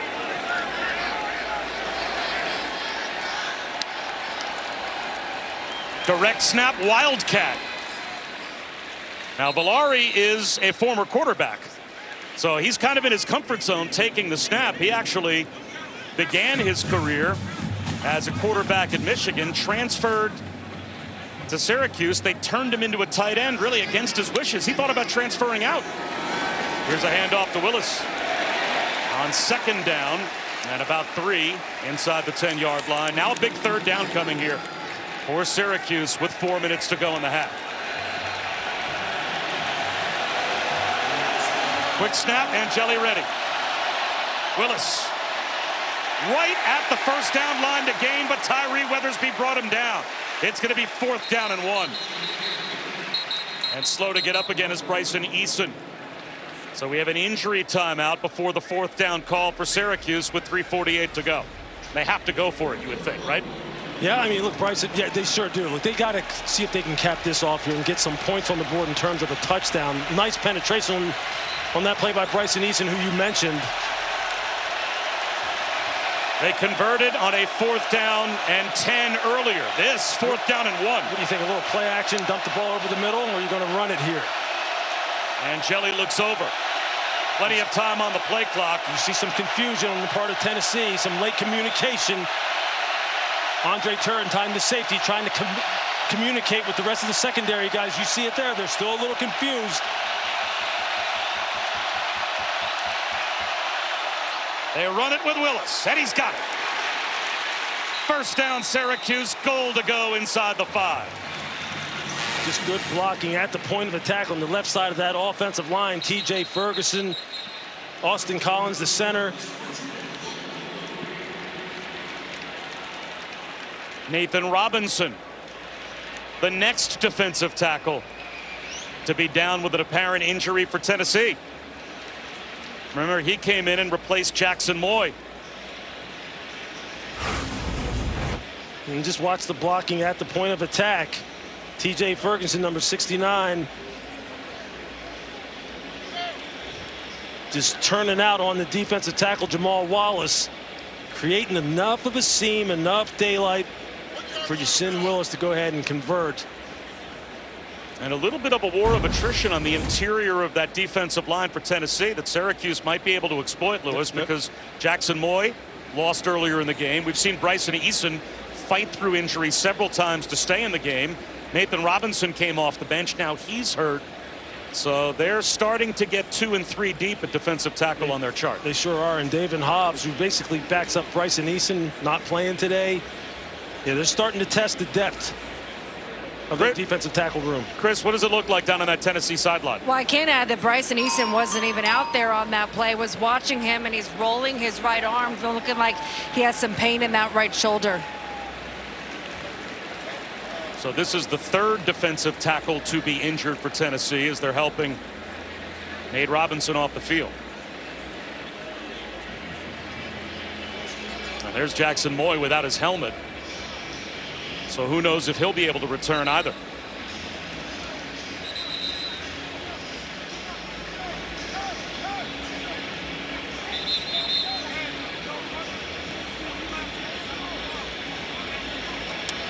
The young guys are going to have to step up. Guys like Ethan Utley, Isaiah Campbell, these freshmen, they're going to have to maybe play in this football game.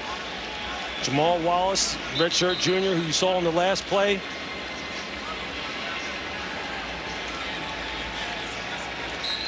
With Bryson Eason back in the ball game. First and goal, Syracuse. Once again, trying to get themselves back within 2 scores. Willis, nice move to cut it upfield, but gets shut down at about the 2-yard line. He picked up about 1.5 yards. That's a heck of a cut, man. On that wind back, you see him just plant his foot in the ground, and you just see the corner, Colton Hood, going, hey, where'd he go? This is a critical series. Almost down inside of 2 minutes.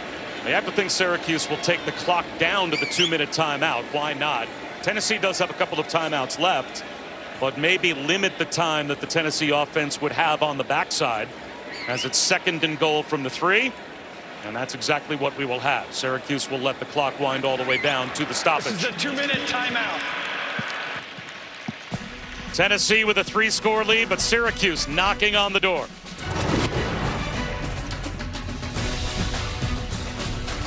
Is there anything you'd like to add?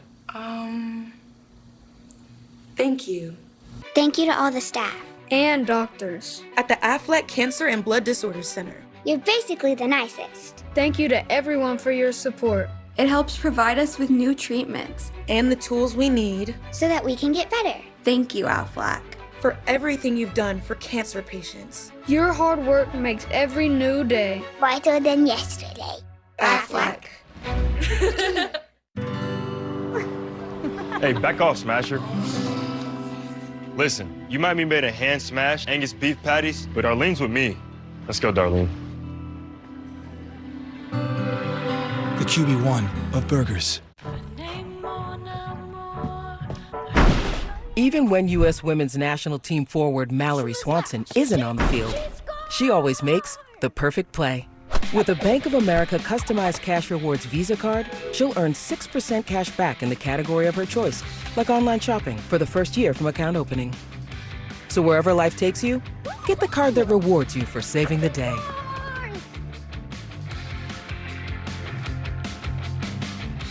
Touchdown! Will they play it safe or make the bold choice and go for 2? Go for it. Gotta go for this. Go for this. Going for number 2. Grab the Dos Equis. They're going for Dos. Dos Equis. Always go for Dos. Back to the game I love. It's great to be able to keep up with the guys again. It's why I wanted more from my symptomatic obstructive HCM. So I asked my cardiologist about Camzyos. With Camzyos, my symptoms have improved, and I can be more active now. It's a difference I can feel, and they can see, and she can too. Camzyos works by targeting what's causing OHCM, and it's proven to reduce obstruction in the heart 4 times more. Camzyos may cause serious side effects, including heart failure that can lead to death, a risk that's increased with serious infection, irregular heartbeat, or with certain other medicines. Do not stop, start, or change medicines or dose without telling your doctor. You must have echocardiograms before and during treatment. Seek help for new or worsening heart failure symptoms. Camzyos is only available through a restricted program. Before taking Camzyos, tell your doctor about all your medical conditions and current or planned pregnancy. Camzyos, first in its class to treat symptomatic OHCM. It's great to be playing again. Ask your cardiologist about Camzyos. When life calls for more, Mazda answers. With more adventure, more grip, and confidence. The Mazda CX-50, assembled in America, and the Mazda CX-5. Discover more at the Mazda Summer Sales Event. Current inventory remains unaffected by new tariffs. Take advantage of one of these exceptional offers during the More to Move You sales event.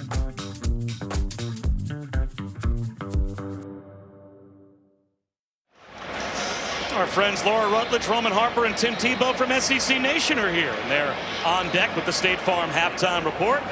We'll check in on the Buckeyes right now, stifling Arch a bit at the Horseshoe, and of course very emotional. Lee Corso's final headgear pick. Top 10 battles the rest of the weekend. Later on tonight, they'll preview LSU Clemson. That game comes your way on ABC at 7:30 Eastern. Syracuse trying to find the end zone before halftime. 2nd and goal. Angeli to the goal line. Touchdown! Well-designed play. Jonte Cook able to squeeze it across the goal line right on his hip, courtesy of Angeli. And Syracuse does indeed make this a 2-score game once again. And it's a nice route concept, getting a little man coverage. And you'll see it when we draw it up and take a look at it. Syracuse wide receivers just did this perfectly. Some defenders would say, hey, man, that's a little pick route combination, rub route combination. But they played it off perfectly. Only bitter old defensive players would call that a pick. No, I mean, it's exactly. The rest of us call that a little mesh, a little rub at the goal line. It's exactly what you should run down here. And they did it great. So Syracuse hanging in there. Down 24-14 with 1:55 to go. You see here, they're just going to get a little interference and then run this off right behind it. But watch how the receiver, as he gets into the body of the defender, look how he turns around. He's getting position, puts his hands up, like saying, hey, look, I'm not trying to pick him. I'm actually an eligible receiver trying to receive the football. But he creates just enough of a rub for Jonte Cook to get across the goal line. That's great execution. Here you see it from the pylon cam. Jeff Nixon, the offensive coordinator, drawing it up perfectly and them executing it perfectly. And there you see Steve Angeli able to get this back to a 10-point ball game here before the half. Now you're left 1:55 on the clock for this highly explosive Tennessee offense, Bob. And as you were saying in the break, is that what you want to do, considering how quickly they can strike?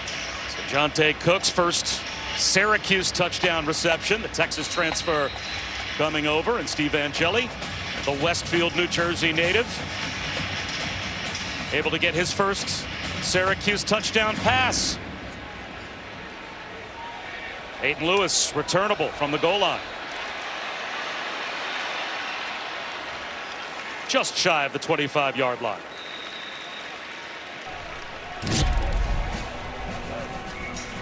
You got Ryan Williams. Boy, is he special. This could be a heck of a combination. Ty Simpson, the Alabama quarterback, as they are arriving, getting set for what will follow our game here. Alabama, Florida State at 3:30 Eastern here on ABC. Bob, the number of young wide receivers in college football right now who are just taking the sport by storm is just amazing. We're going to see, we've seen it here today. We're going to see some more of it tomorrow when we see South Carolina. These young guys are coming into college football blazing. free. Is it an incompletion? It didn't look as if that was a completed pass, and it was not. Brazel couldn't haul it in, and now he gets up with a limp.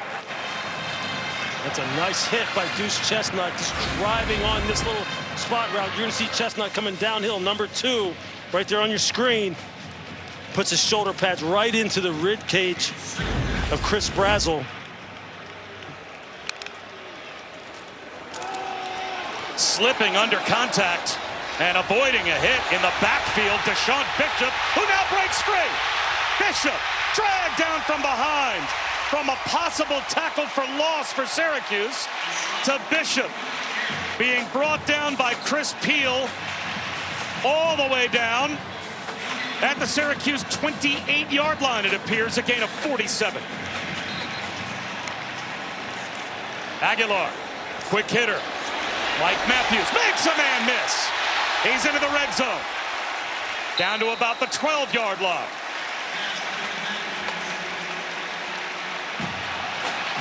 And now falling down is Demetrius Samuel Jr. And the Tennessee crowd not buying it. This isn't a good look. This one looked blatant, where he just kind of hit the dirt. He was walking back to the huddle, getting lined up. You know that they're trying to crack down on this kind of thing, faking injuries. And I don't want to assume anything about any player, but this one to me looked suspicious. I hope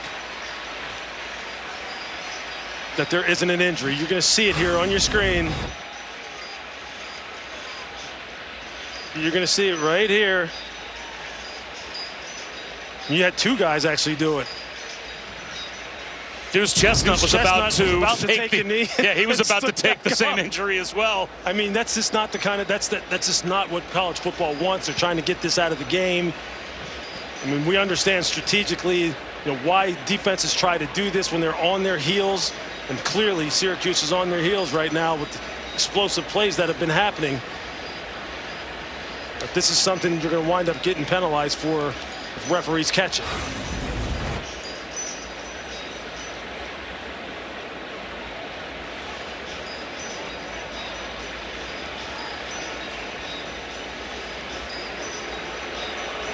And you can just see it right here. Now the Tennessee crowd is booing, but to be fair, earlier we saw Tyree Weathersby for Tennessee do something very similar when Syracuse was going up tempo, and they seem to have Tennessee's defense. But look, if you're serious about so it's all across college. If you're serious about getting this out of the game, then you have to call that. You have to punish offenses or defenses for doing it. And that right there looked like a plain example or a clear example of it, but onward we go. Coming up on a minute to go in the half. Deshaun Bishop inside the 6. Back to that power running game they go. Double team at the point of attack, pull the backside tackle, and just let these running backs just smash it up between the guard and tackles. Plenty of time for Tennessee with 2 timeouts. They run it again with Bishop. This time he gets all the way down close to the goal line. Is he in? Yes! That last little push for a Tennessee touchdown.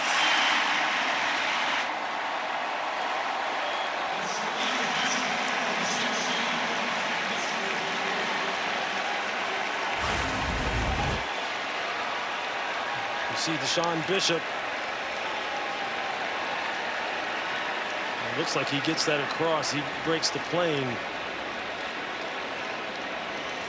Here from the pylon cam. So his knee is up. Rolling on the field was a touchdown. Plays under further review. It's close. You see the forearm hit the ground. You can see if the tip of that ball had broke the plane at that point. His lower body looks like it's still clear of the ground. So nothing down, nothing down. You see the forearm about to go down, but the hand goes down. Forearm is coming down. Forearm is coming. Look like, are you down right there? I think you can make an argument the nose of the football touches the goal line as the forearm comes down, but if it's simultaneous, then that's a touchdown. Yep, that is super close. You see it right here. Lower body's off the ground. Hand down. No forearm, no forearm. No forearm. Did you call that forearm right there? I think they may call this back. Worst case scenario for Tennessee, they will place the ball almost with the nose of the football touching the goal line. Yeah. That's how close it was. And again, let's bring in our officiating expert, Matt Austin. And Matt, how much will they split hairs here if it was called a touchdown on the field? Well, the issue here is it has to be clear and obvious to the replay official to overturn the call. Lewis nailed it. It is extremely close. Was the elbow down or forearm down before the nose of the ball got there? Without a view to see exactly when the forearm hits, I think they have to let it stand or uphold the call.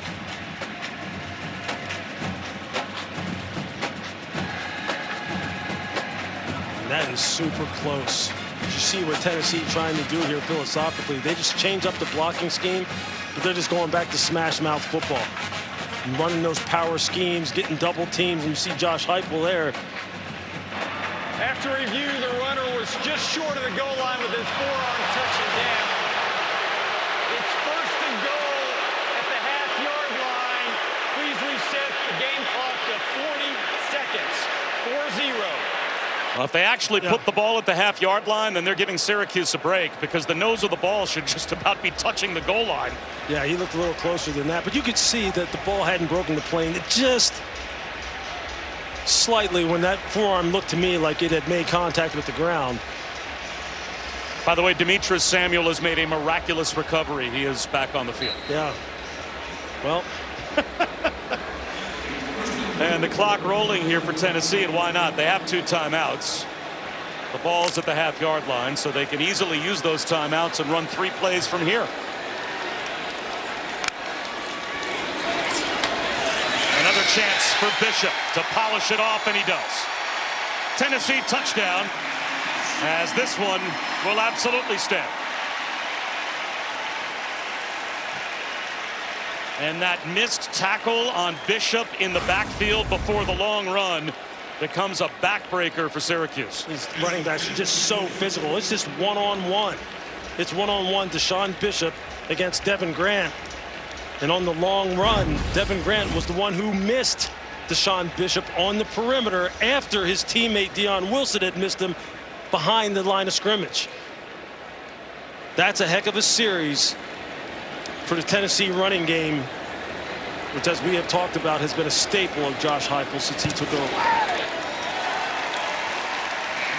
So each time Syracuse has managed to drive the ball and score a touchdown, the Tennessee offense has answered right back with a score of their own. Yeah, they just haven't been able to answer. I mean, this is one-on-one at the goal line, just like an old-fashioned tackling drill. And Deshaun Bishop, we knew coming into this game, is as tough as a runner as there is in the SEC and as there is in college football. He showed it a year ago. He's showing it now. And that combination of him and Peyton Lewis is going to be a problem. Once they get David Sanders back, the fantastic freshman, and they're able to continue to develop this offensive line, and if Joey Aguilar can continue to develop his consistency as far as his accuracy, keeping the ball down in the middle of the field, you know he can drive it outside, and this wide receiver core continues to develop. Tennessee's got a little something going for him here this year. Aguilar, the eyebrow-raising number, of course, coming from Appalachian State, were all the interceptions, throwing 24 picks in 2 years. He threw more interceptions in 2 years at Appalachian State than the 4 quarterbacks have thrown in 4 years under Josh Heupel at Tennessee. So he just needs to cut down on the giveaways. Certainly has enough talent around him to be just as good as they were last year offensively. And the answers continue for Tennessee as they put 31 on the board against Syracuse here in the first half. Aguilar with his first touchdown pass. A 73-yarder. With a sideline warning. Steve Angeli has fought the pass rush, and also a fumble for a scoop and score as Tennessee's defense on the Colton Hood touchdown has chipped in as well. Syracuse will start the third quarter with the ball, but once again they find themselves down 3 scores. Yeah, you just see again their Achilles heel from a year ago, that being the Syracuse defense. Run defense, yards per rush, over 5 last year. Today, Tennessee averaging just under 8 yards per rush, especially with that long run contributing to boosting that average up. got to figure out a way. And Jelly lost the ball, and it looks like he was bailed out as Josh Josephs knocked it free, but Demetrius Weatherspoon, his tackle was there to gather it in. Watch this move. Beautiful. Stab inside, come back outside. Get that upfield arm off of you, turn the corner. That's textbook stuff right there. That's textbook NFL-style pass rush. That's what you expected to see out of this Tennessee front coming into this game. And as you see Josh Josephs happy with his contribution here in this first half. I mean, look, the story of the game is really Tennessee's physicality on offense and the inability of Syracuse, Bob, to kind of handle prosperity, right? They get a score, but the defense isn't able to get a stop. And it just sucks the air out of everything that they're trying to get accomplished on offense. That's how you wind up with a 31-14 score. Let's go down to Chris. Coach, what have you thought about how your new quarterback has managed the offense? I thought he's handled himself really well, been a good decision maker, made some plays down the field. We got to keep coming here. There's some things we can clean up all phases. Appreciate it. Thank you. 3-score lead at the break for Tennessee. The State Farm halftime report with Laura Rutledge, Roman Harper, and Tim Tebow next after these messages and a word from our ABC stations. Super fly, super good, shoulda, coulda, knew I would. Super fly, super fresh, ask your mama, she's impressed. Super fly, super cold, super mean, super nice, super clean, yeah, you know it. Hey!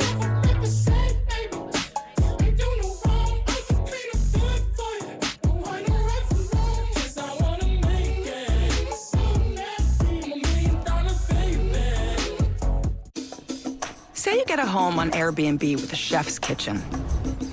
Now you can get a chef on Airbnb to cook in it. Or if you get a ski house, now you can get an après-ski massage. Hi. Or if you get a place in the clouds, now you can get a yoga teacher to keep you grounded. Homes, experiences, and services. Now you can Airbnb more than an Airbnb. What if who you become starts with where you begin? What if a community could reach across the world? What if experience taught more than exams? What if 4 years could last for years? These are prime suspects. Let's talk murder. Ooh la la. Hey. What was that? Oh, there it is. Yeti. Next play. Oh, this is juicy. We form a bond stronger than blood. Because ours is a family that is forged in fire. I live safe, kid.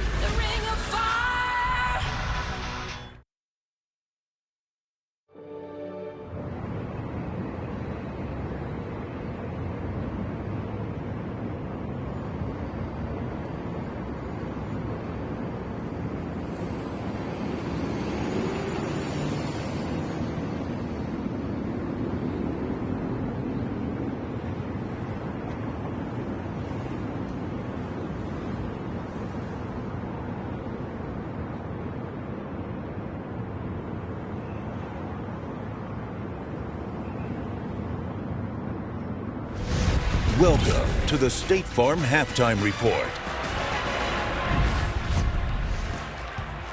What a performance by Joey Aguilar in his debut for Tennessee. 73 yards to Braylon Staley, and the Tennessee Volunteers have a 31-14 lead over Syracuse at the half. Here's the quarterback comparison. You see Angeli and Aguilar relatively similar in numbers, but that difference down there at the bottom you may see, of course, Angeli sacked 4 times. The defense for Tennessee has made their presence known. So glad to have you here. Roman Harper, Tim Tebow. Tim, what have you seen so far from Joey Aguilar on the Tennessee side? Well, I think it started with taking what the defense gave him and being able to, on the RPO or on screens, get it out fast, build some confidence, and then he took some shots down the field, and I love the post. because last year, over and over and over again, they overthrew it. But Joey has given his receivers a chance. I love that. Get him going with a nice, easy screen pass. And then an RPO. This is really easy, but I love his footwork and how quick he's getting it out. And now you're going to see on a big third down, him, 3 in a hitch, step up, throw a curl route. I love that. It looks simple, but he's playing on time. And when you play on time, it's a lot easier to have success. It's also a lot easier when the run game starts going. I thought early in the game they were trying to throw it around a little bit too much. Sometimes it's cool to kind of show off when we got new toys, right? Yeah. That's what we're all about. Joey Aguilar, we want to show everybody what he can do. 5 out of the first 6 plays were all pass plays. Now they're getting back to balance. You look at the stats, 20 runs versus 18 passes. That is what I like to see out of this Tennessee offense. Balance led by the run game. Tough to stop that balance. Yeah, by the way, Tennessee 25-1 under Josh Heupel when leading by double digits at the half. Syracuse does get the ball in the second half. Let's go to another massive game happening today, and that's number 1 Texas against number 3 Ohio State. Arch Manning in the biggest moment he's had thus far, and he's already had a lot of big moments. There's Ryan Day in Ohio State. Few minutes in, no score. Texas facing 4th and 2 just past midfield. CJ Baxter gets stuffed there, Tim. Well, this defensive front for Ohio State is playing fantastic. They're getting off of the blocks at the line of scrimmage and making it really hard on Arch. Julian Sayin hitting Jeremiah Smith, roam wide open, middle of the field for the first down. Yeah, they're doing a great job of containing him, but they got to play better up front offensively. They got to block Ohio State. There's C.J. Donaldson plowing forward. OSU leads 7-0, but Texas is knocking on the door right now. We'll bring you updates. What have you thought about Arch Manning so far? He's a little shaky early on, but maybe finding his footing. He's on the road to one of the hardest places to play. I think we got to give him a few minutes before we jab him. But what I love about Arch was after Ohio State scored, they ran a QB counter, and this was one of his best plays. Sometimes if you're an athletic quarterback, your legs can get your arm going, and I think his legs are one of the keys to actually getting the rest of his ability going throughout the second half. I also love that he stayed in bounds to go get a third down, on a big third one. down to try and get your team going. Those things do matter. Yes. But right now, you got to give Ohio State and Matt Patricia and that defense credit right now. Absolutely. They got Texas' offensive line very confused up front. They're getting free runners on Arch Manning and make it very hard on him. He thinks he saves one coverage, but he's getting another one. So really good job by Matt Patricia and that defense. Matt Patricia is one of the best coaches in all of football. He's been doing it a long time. And they didn't know what they were going to get out of him. So it's really a lot of first time you're seeing stuff. Very interesting second half. Guys, as amazing as this week 1 slate is, today is about Lee Corso. We saw the final headgear pick on College Game Day. Here's a reminder of how that went down. And the man of the hour, the great Lee Corso. You've got one last headgear to make. This is one of the easiest picks I've ever made. Give me my first love.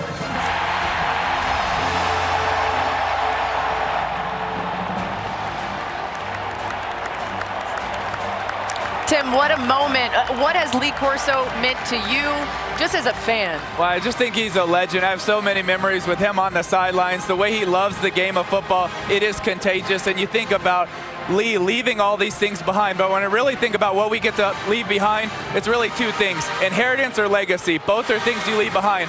One is for someone and the other is in someone. And he ain't just leaving an inheritance, he's leaving a legacy in the lives of all the fans that loved him and loved the game of college football because he was so passionate and contagious about it. And, you know, let's just be honest. We have the opportunity to do what we're doing right now because of what College Game Day first initially started. I remember when I was playing at Alabama, all I wanted to do was have a later game so we could actually see the head mascot go on. Like, what team was Lee Corso going to pick? That was why you tuned in to College Game Day, and he just means so much to what college football and how we all cover it now. And it's all got to start with what he started all the way back in 1990, whatever. Yeah, it's the end of an era we never wanted to see end. He is the mascot, the heartbeat, the soul of college football. Thanks, Coach, for all that you have done. We love you. We got a lot more coming your way here from Atlanta. When we come back, a massive game tonight. Tigers versus Tigers. Clemson versus LSU. We'll tell you everything you need to know to get you ready for it. We'll be right back. This halftime report is presented by State Farm. Like a good neighbor, State Farm is there. Having insurance isn't the same as having State Farm. It's like needing the experience of this trainer. Good to go. But getting that trainer. Megan Trainer. I'm all about that brace, no trouble. Give me your arm. No, it's not for that. Who are you? Patrick, I play football. This is Patrick, everyone. Give it up for Patrick. He does sports. So don't settle for just any insurance when there's State Farm. Why is no one clapping? Like a good neighbor, State Farm is there. A dream is a wish your heart makes.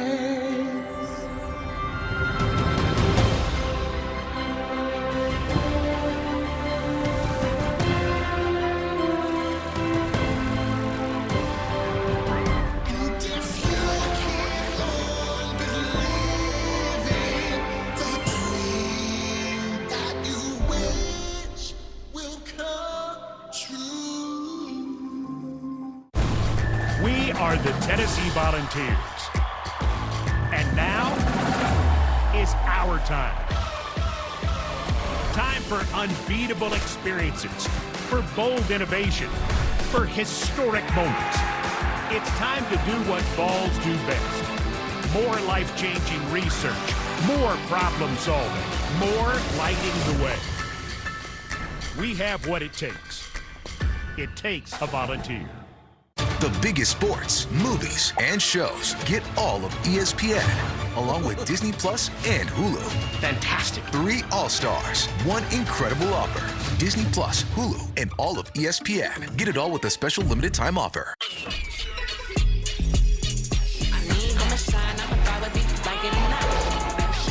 All lit up and ready to go. Let's kick it off.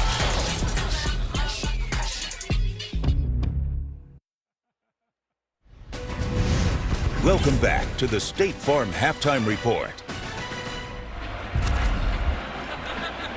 In just a little bit, about an hour and a half on ABC.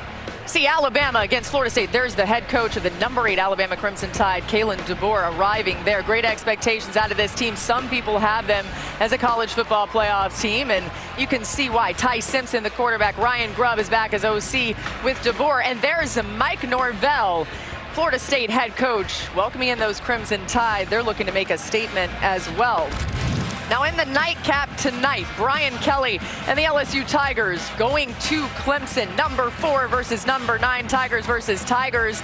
A massive matchup on ABC. This one's got a ton of college football playoff implications. We will be referencing this game when we get to December and beyond. And let's talk about these two quarterbacks, Garrett Nussmeier and Cade Klubnik. Tim, it doesn't get much better than these two. If you love watching good quarterbacks, then you have to watch this game tonight because I think they're 2 of the best in the country. I think Garrett's ability to throw in all types of different weather, throw in all types of different throws, he's one of the best in the country. But then I also love Cade because Cade's ability to make plays with his arms, with his legs, under pressure on the run, he can really do it all. Great quarterback matchup. And you can't say enough great things about the wide receivers on both ends as well. LSU has 4 or 5 guys on that side.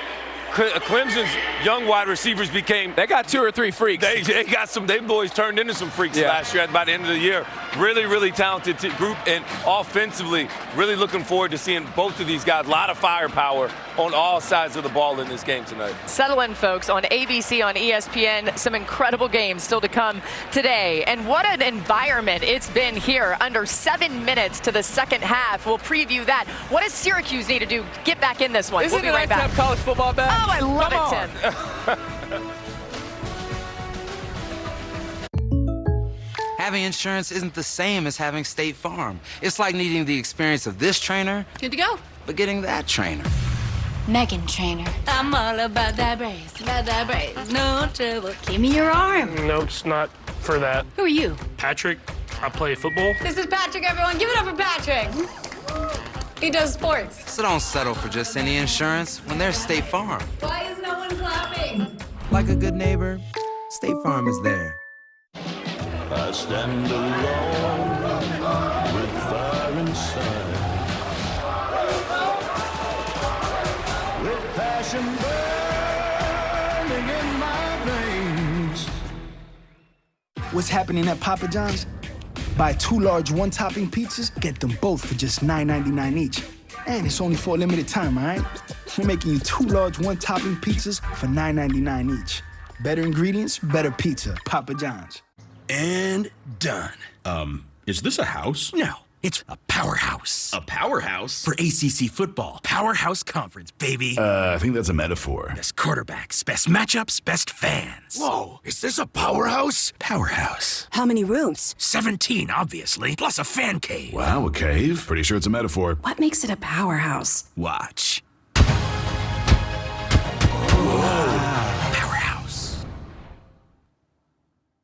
500,000 is not the price. It's the final test.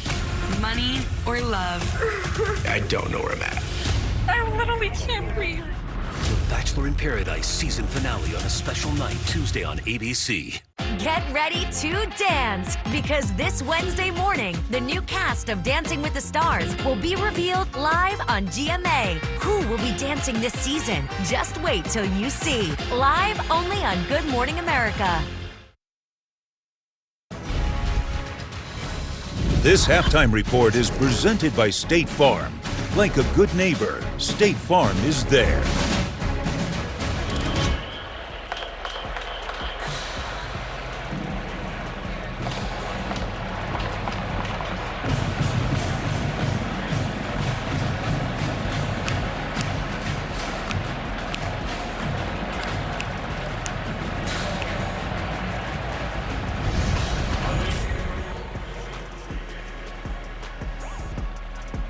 They run it. At Fairfield, every moment of a perfect game day shapes your fandom. Whether it's stepping out with your crew, grabbing the fuel you need to support your team, or getting that flawless assist from a fellow fan. Be ready. Wherever the season takes you, Marriott Bonvoy has a hotel brand for every kind of fan. Official hotel partner of the NCAA.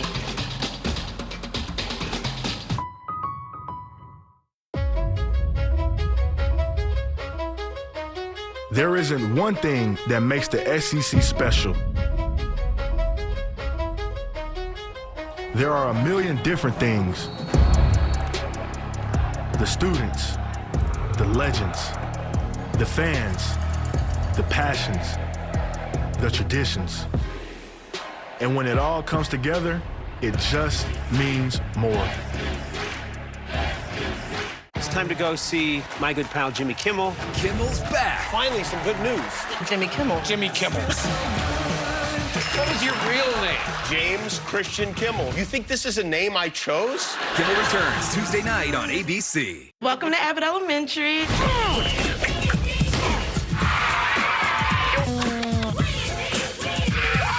Don't let him start without me! At the playground.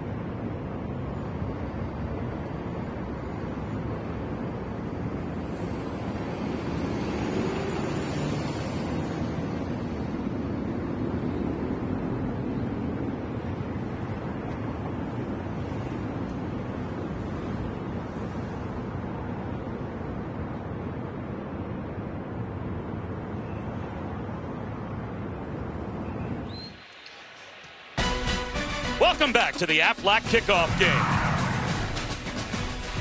Orange everywhere you look here in Atlanta, and a big first half for the Orange that calls Knoxville home.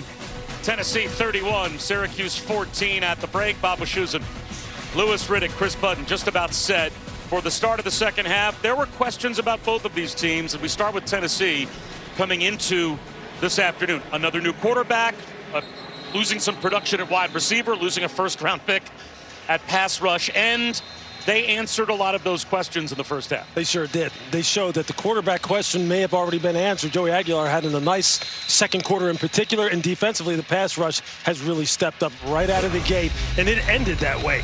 Well, let's take a look at today's unstoppable performance presented by Ram Trucks. Speaking of the pass rush. Yeah, here you're going to get Nathan Robinson with the strip sack, and then you're going to see Colton Hood just pick it up and return it for a scoop and score situation. But this is really what Tennessee wanted to see. Joey Aguilar here against cover 4. The play action, you see the safeties get caught short, and then he just goes up over the top to Braylon Staley. That's his textbook 101 offensive attack. And then you have the pass rush. Joshua Josephs, we highlighted him in the open. That is a Sunday-style pass rush move right there. And you see the stats just bearing itself out. 336 yards in the first half, 4 sacks. That's winning football. Let's go down to Chris Budden. Well, Syracuse got an earful from Fran Brown. They didn't get out here until there was less than 2 minutes left on the clock at halftime. He said, we've spotted them 17 points. We said going into this game, we weren't going to get out hit. We weren't going to get out hustled. What are you going to do for the next 30 minutes? He thought Steve Angeli has done a good job managing the offense. He said that Tennessee threw a couple looks that he wasn't prepared for, but overall has been pleased with the way that he's managed it. Well, they have had a couple of touchdown drives to answer Tennessee, but each time that Syracuse has scored a touchdown, Tennessee has answered right back. 73-yard bomb thrown by Joey Aguilar, and then that 6-play, 75-yard touchdown drive before halftime with a big missed tackle in the backfield. Can Syracuse make this a 2-score game again, as they will start the third quarter with the football? We're about to find out. Look, Bob, I agree with Fran Brown. I think the offense has been adequate as far as the quarterback play is concerned, and Steve Angeli making his second career start. I think he's managed it well, minus not keeping 2 hands on the ball in the pocket when he got strip sacked by Nathan Robinson. But the offense has had its moments. It's just that, as you said, every time they have a moment, the defense goes, well, you know what, we're going to make it a little more difficult on you. And they have to start getting some stops if they want to have any chance of getting back in this game.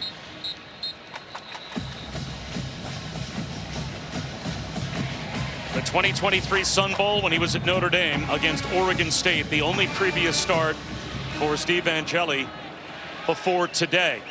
And a tough way to begin your stint at Syracuse against a defense that in the SEC last year held 10 of 13 opponents under 20 points. Angeli, though, going up top into double coverage to start this half, and it's broken up. Almost a predetermined throw for Darrell Gill Jr. And Idris Farouk playing center field was there. He put that right into double coverage. He sure did. Look, he never looked away from him. And as you mentioned, Idris Farouk was the offside safety, the weak side safety, who just read the quarterback's eyes and just kind of drifted to the appropriate hash mark and basically just dropped an interception because he was in perfect position. Last season, Syracuse was the only FBS school with 5 players with at least 500 or more yards receiving. The only returning player, Darrell Gill, and he doesn't have a catch yet. This ball batted at the line, and on a dive, it's intercepted. The concentration from Jeremiah Thielander. McMurray got the deflection, and the linebacker located the football. It's a takeaway for the Vols to begin the half. You're just going to see the pressure coming off the slot from the star position, Jalen McMurray, and then you see Jeremiah Thielander. He's coming on the blitz as well, and you see him there. He's just looking, trying to locate the football, lays out and picks it off. Again, there you see the pressure. McMurray times his jump perfectly. Thielander stretching out and completing the play. Again, Tim Banks, the defensive coordinator. Fran Brown talked to Chris Budden about the fact that Steve Angeli has seen some looks that he really wasn't prepared for. Tim Banks is throwing everything at him. All kinds of different looks. Simulated pressures, 5-man pressures, zone pressures, everything. Star Thomas inside the 10-yard line. He picks up 8 on first down. And now Josh Heupel back to this power running game again. Down on the front side, just getting the angles and then pulling a guard or a tackle backside and telling the backs just run it downhill. Thomas again. Shoves his way to the goal line and bull rushes to the end zone for a Tennessee touchdown. Flag down at the line of scrimmage.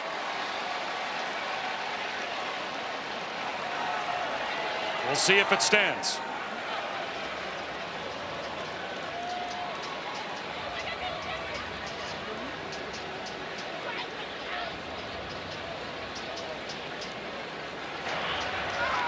Personal foul, illegal low block, offense number 0. 15-yard penalty, 7 down. That's Ethan Davis, the tight end, that commits a personal foul that erases the touchdown. You're going to see him come across the formation right here, block end man on the line of scrimmage. Watch him go low into the knees as the defender is engaged. You're going to see him just go low, trying to cut him out of the hole, just trying to get him on the ground again. You're going to see him come across the formation. And you see David Reese, end man on the line of scrimmage. The physicality of this Tennessee offensive front right now with their gap scheme, power running game scheme is really taking its toll. Aguilar on the out to Braylon Staley. To the 14-yard line.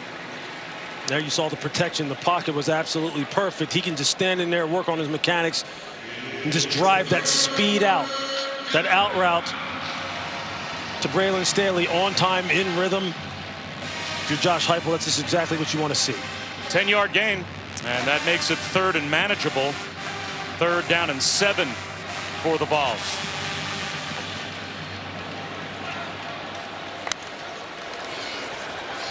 Keeper for Aguilar. First down. Did the ball pop out? Syracuse thinks it did. They say he was down.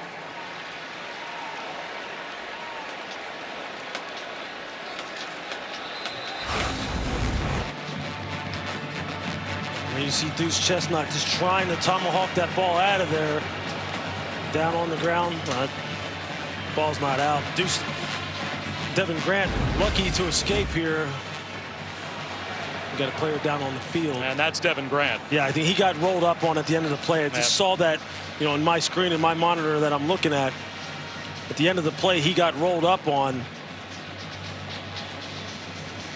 He came up with a limp, and this is not a player mimicking an injury. This looks about as legit as it gets, as he came out of the pile, hopping into the end zone, and seemed to be in a lot of pain. Yeah, Joey Aguilar, as he went to the ground, rolled up on the back of Devin Grant's legs.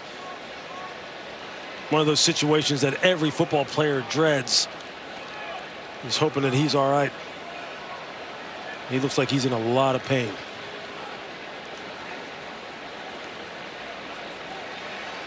We've got a stellar SEC Network football lineup rolling on at 4:15 Eastern. Arkansas and Alabama A&M.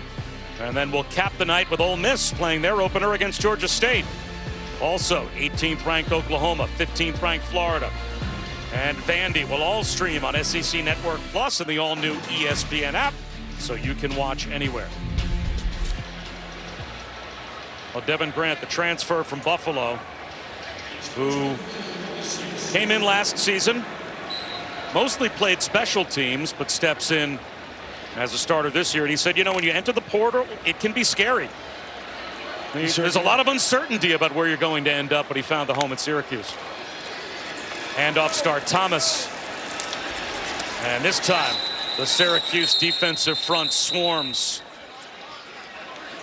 Anwar Sparrow in the middle of things for the Cuse. And he may have lost a yard.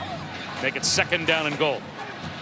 And right now, at this point in time, it's a gut check for Syracuse. And you can tell defensive coordinator Elijah Robinson, I'm sure, is challenging his unit to say, hey, look, they're not doing anything from a schematic standpoint that we haven't seen them do before, especially this power running game. This is really just mano a mano. How do you want to handle it? How do you want to respond? Play action. Aguilar, slant, knocked down. Deuce Chestnut was playing center field. And it looked like he reacted as if he thought he would have picked that ball off had Anwar Sparrow not knocked it down. And you're going to see he's trying to hit the slant route. Sparrow times it up perfectly. And he was coming from the backside thinking maybe he could steal one, Bob. But that's what Syracuse needs right now. They need something to pump life into their football team. A big turnover, a scoop and score, a pick six. They need something because right now Tennessee is rolling. 3rd down and goal. Aguilar out of the pocket. Floats one end zone. Touchdown. Leaking out of the backfield was Star Thomas. And the running back has his first Tennessee touchdown reception. And the Vols extend their lead. It's just a really nice job by Joey Aguilar going through a full field read. Watch his eyes. They start over here and he works it backside, steps up in the pocket as he's able to get the rush to come in behind him. You see him, he's trying to look for that little smash route coming across the goal line, feels the pressure coming off his backside, escapes out the pocket to his left, and just throws a nice, perfect touch pass in the end zone. If you're Josh Heupel again and offensive coordinator Joey Halsey, you're going, I think we answered. We may have got some answers at the quarterback position. And once again for Tennessee, Lewis, complimentary football. You get the interception, and then the offense converts. Exactly. I mean, this turnovers is just a big play on the part of the Tennessee defense created by Jalen McMurray, and then just a full field read, escape out the pocket. It doesn't get much better than that. If you're Joey Aguilar, that's a successful way to start this second half.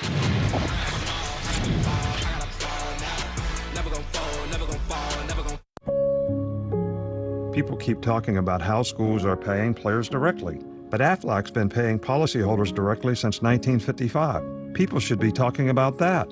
And why isn't anyone talking about my new haircut? I'm the Modelo Recruiter, and I reward full-time fans. Check out this recruit. The early season hopeful doesn't hope that this is her team's year. Knows so this full-time fan deserves a Modelo. When Verizon gives you a free phone on any plan, Gemini, show me the concealer. You use AI a lot. The long, thin tube in the middle. Yes, boyfriend of the year.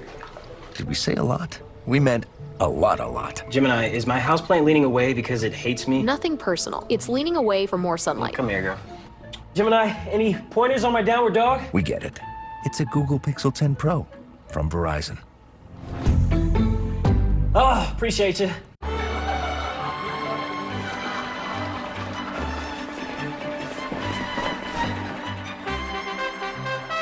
Queen is here!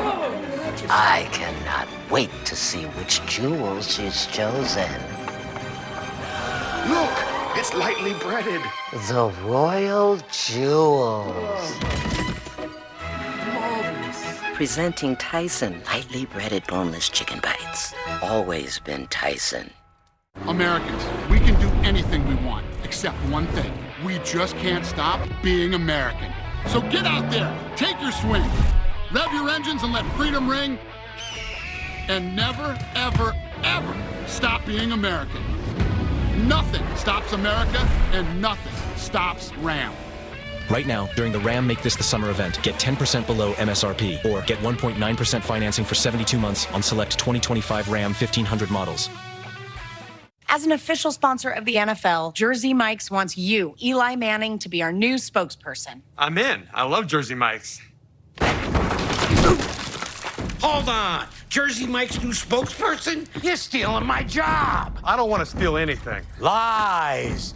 Eli's. I just love these subs. You'll be hearing from my lawyer. He's very prompt. Jersey Mike's, a sub above. Hey, that's my line. A sub above. Coach here, and it's my mission to help sports fans level up with the all-new ESPN app. It has live sports, multi-view, fantasy, and Stream Center. The best way to watch live sports just got way more awesome. All of ESPN, all in one place. Welcome back to ABC College Football, presented by Starbucks. 2.5 minutes gone by here in the third quarter, and another momentum swing towards the Vols. They get a takeaway, they get a touchdown. And they have a 38-14 lead over Syracuse. Our Aflac kickoff game. The first of two here in Atlanta. We get a chance to see Lenora Sellers. Cannot wait. Tomorrow when South Carolina takes on Virginia Tech in the opener for those two teams. Let's check back in with Kevin. Bob, Arch Manning's first road start has been overshadowed by Matt Patricia's Ohio State defense. Boog, the Buckeyes get the 4th and goal stop right here. I love the quarterback sneak call, but go to where there's daylight to the left-hand side. Bad play design there. Arch didn't throw the ball downfield a lot, but when he did, you can't do this. No doubt, Kev. Arch, the first pass, we've seen him force it a little bit. Maybe his first road start getting to him a little bit. Jermaine Matthews Jr. with the pick, and number 3, Ohio State leading number 1, Texas, 7-0 after 3 quarters. Back to you guys. Lewis, you kept looking at that score, wondering if there was some kind of a weather delay. Yeah, that's not the score I was anticipating. I thought they'd be able to generate a little bit more offense. Still a quarter to go, though. Tunnel screen. Justice Ross Simmons found the tunnel and gets to midfield before he's brought down. Again, Syracuse has its moments, man. They have their moments offensively where they have the right play call at the right time. It's a well-coached offense. Jeff Nixon has an NFL background, the offensive coordinator. He knows how to scheme up a defense. And they've had their fits and starts, but it's just like the personnel for Tennessee just gets to overwhelming them then, especially the front 7. Will Nixon picks up a first down. Well, with Kyle McCord at quarterback last season, they were the number 1 passing offense in America. Jump cut for Nixon. Speed to the edge. That should be good for another first down for Syracuse. To the 37-yard line of Tennessee before Caleb Beasley rode him out. Those are 2 good, well-executed plays for Syracuse offense. Now they just got to be in no huddle mode for the rest of this game. They can't hurt themselves. Roll out for Angeli. Incomplete. That's just a miss. Jonte Cook was wide open. And an errant throw makes it 2nd down and 10. You just wonder, like, what's the miscommunication there? Is it just a miss? Is Jonte Cook supposed to settle up a little sooner? Like, you just don't know those things without being on the headset with these coaches and knowing how they put it in. But it just puts you now in 2nd and long situation. It just makes it harder for you.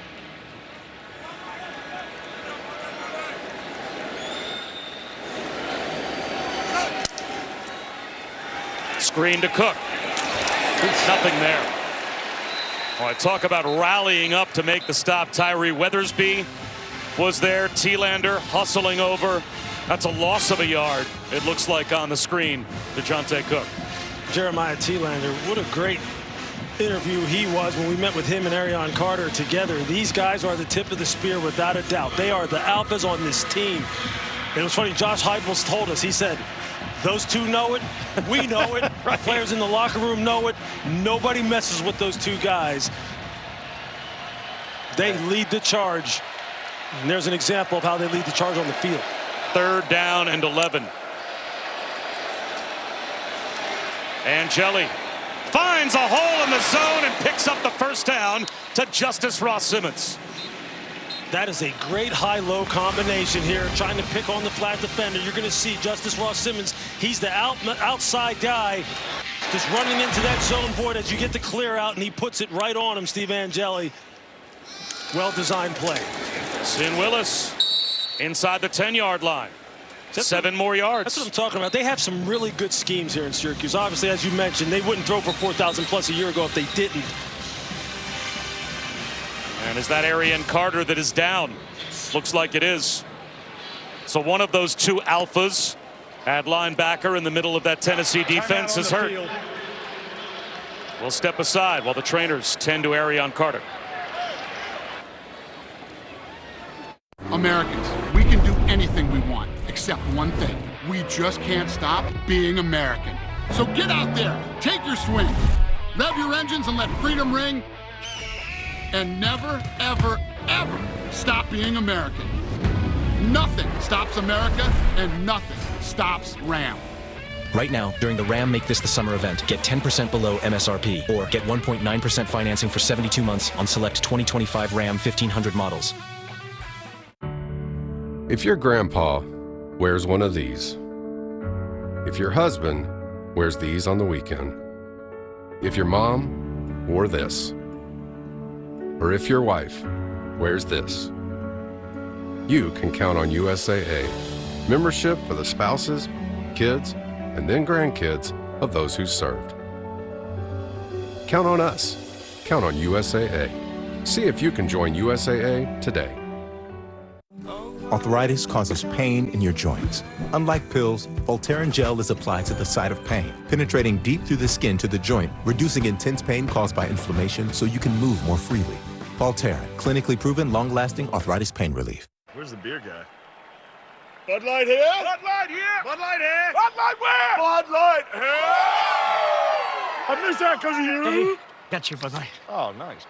Never mind. Anything for the clean, crisp taste of Bud Light. Great news from Jeremy in sales. He's loving the AI sales agent. Oh, yeah? Yeah, he's following up on leads 23% faster. Jeremy. Great. So I can tell the board that the company's more productive. Oh, no. I wish. But you can tell them Jeremy in sales is following up on leads 23% faster. Oh, Jeremy. Oh, Jeremy.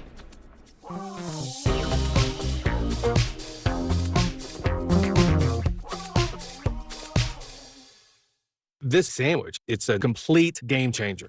Hello, this is Mike, and a little thing I love about the Chick-fil-A Pretzel Cheddar Club is that juicy chicken with that toasty pretzel bun. From the first bite to the last bite, that bun, it's crispy, cozy, just amazing. With the pretzel bun, the Dijon mustard, and the chicken, you have those three things together, and it makes that sweet, savory kind of combination. It's everything that you love about food rolled into one. It looks phenomenal. It tastes great. It's delicious. Real guest paid for their testimonial. The Aflac Kickoff Game on ABC, presented by Starbucks, is brought to you by Ram Trucks, official sponsor of the College Football Playoff. Nothing stops Ram. Back in 1996, Lee Corso put the Brutus head on as his first headgear pick, and today capped a nearly 40-year run at ESPN by putting the Brutus head on for his last headgear pick. And yesterday, the College Football Hall of Fame unveiled a portrait of Coach Corso in a display case commemorating his time as a player at Florida State, as a coach at Louisville, Indiana, and Northern Illinois as well. Saturday morning's just not going to be the same. It's going to take some getting used to without Coach Corso. Yasin Willis bobbing and weaving inside the 10-yard line for Syracuse, about 1.5 yards short of a first down to make it 3rd and short. But there were a lot of tears shed, I'm sure, on that College Game Day set today. You know, that's what college football is all about. It's all about the pageantry and the passion and the connectedness of the fan bases all over. Will Nixon gets a push. 1st and goal, Syracuse. And Lee Corso kind of embodies all of that. He Yes. sits on top of that passion because he's the one who makes you passionate about the game with, like, every Saturday. I mean, I can't really even explain this, how much you look forward to Saturday mornings and the anticipation building up to the noon kickoffs and then throughout the day. And he's synonymous with that. He just is. And it's just, he's had a great, great, great run. I mean, it's been so cool to watch it as a fan. 1st and goal, Syracuse inside the 5. Willis in motion. Play clock down to 1. It goes to 0. Flag out. Did they get a timeout call? We have seen this multiple times for Syracuse, struggling to get the playoff and being forced to call timeout. Syracuse. This is a 30-second timeout. It's their first of the half. And Fran Brown had to run down the sideline to get that timeout recognized before a delay of game penalty was called. These are these growing pains again. The drop-off that occurs when a guy like Kyle McCord leaves. His mastery and his command that he had over this offense, and then you have someone new. He's just making his, remember now, he's making just his 2nd career start, learning a whole new system against a very, very, very formidable opponent. And there you see the drop-off. Now, obviously, the opponent has something to do with that. I mean, this defense is going to be one that's going to have to be reckoned with all season long in the SEC and beyond, that being Tennessee. So it's a heck of a game to start off with, but the schedule doesn't get much easier for Bob either. Not for Syracuse. Is running a gauntlet this year. So So after the timeout, second down, or rather first down still, pardon me, and goal inside the 5. Willis back near the line of scrimmage. Now, you mentioned the Syracuse schedule. They play 5 ranked opponents. Texas is the only other team that has 5 opponents on their schedule that are ranked preseason and will have to play them all on the road. And that's what Syracuse, at least as things stand right now, they'll have to do. They've got Tennessee, Clemson, Notre Dame, and SMU all on their schedule. All 4 of those teams were in the college football playoff last year. Every FBS opponent, 11 of them for Syracuse, went to a bowl last year. Willis short of the goal line. It'll be third down and goal. So they're really just getting a difficult schedule started today, Lewis. Yeah. With Tennessee as their opponent. And as Coach Brown told us, he said, look, year 2 is really when you kind of make your imprint on a program. It takes about that long. He knows that there's still work to do. Willis leaps, puts the ball out to the goal line and breaks the plane for a touchdown. That little reach from Yassine Willis got it across the chalk. And Syracuse has their 3rd offensive touchdown. What a heck of an individual effort on the part of Yassine Willis. And there you're going to see he's going to take to the air. Stretch the ball. There it is. Easy to confirm. Now Syracuse is going to go for 2. If they get it, technically we would be back in a 2-score game. Yep. Because if they get this, they're down by 16. So they're going to go for 2 to try and get back within 2 scores.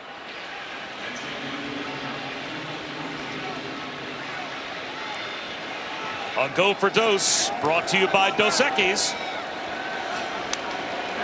Angeli tries to throw for it. Rifles one right through the hands of Alari.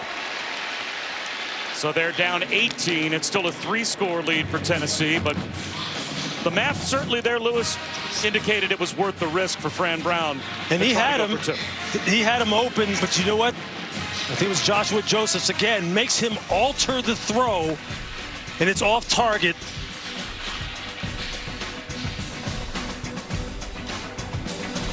With hotels and vacation rentals, Booking.com has something for everyone. Seashells! You got anything more boutique? Oui, right this way. Yeah, we're talking. What about something more family friendly? Maybe a resort with a water park? Or somewhere less family friendly? Yep, one Vegas hotel for the bride-to-be. What if we hate everything? We have free cancellation. Find exactly what you're booking for. Booking.com, Booking.com. Congratulations, Mom and Dad. Your life now revolves around sports. You're the captain. Everett, Neela! Come on, Neela, baby, let's go, go, go. The bus driver. The fans. The ref. Guys! The equipment manager. The cheerleader. But you wouldn't trade it for anything. Welcome to Sporthood. DSG, only at Dick's. Thought they were out of style, huh? Well, check their new game day fit. Oh, snap! DirecTV got hot.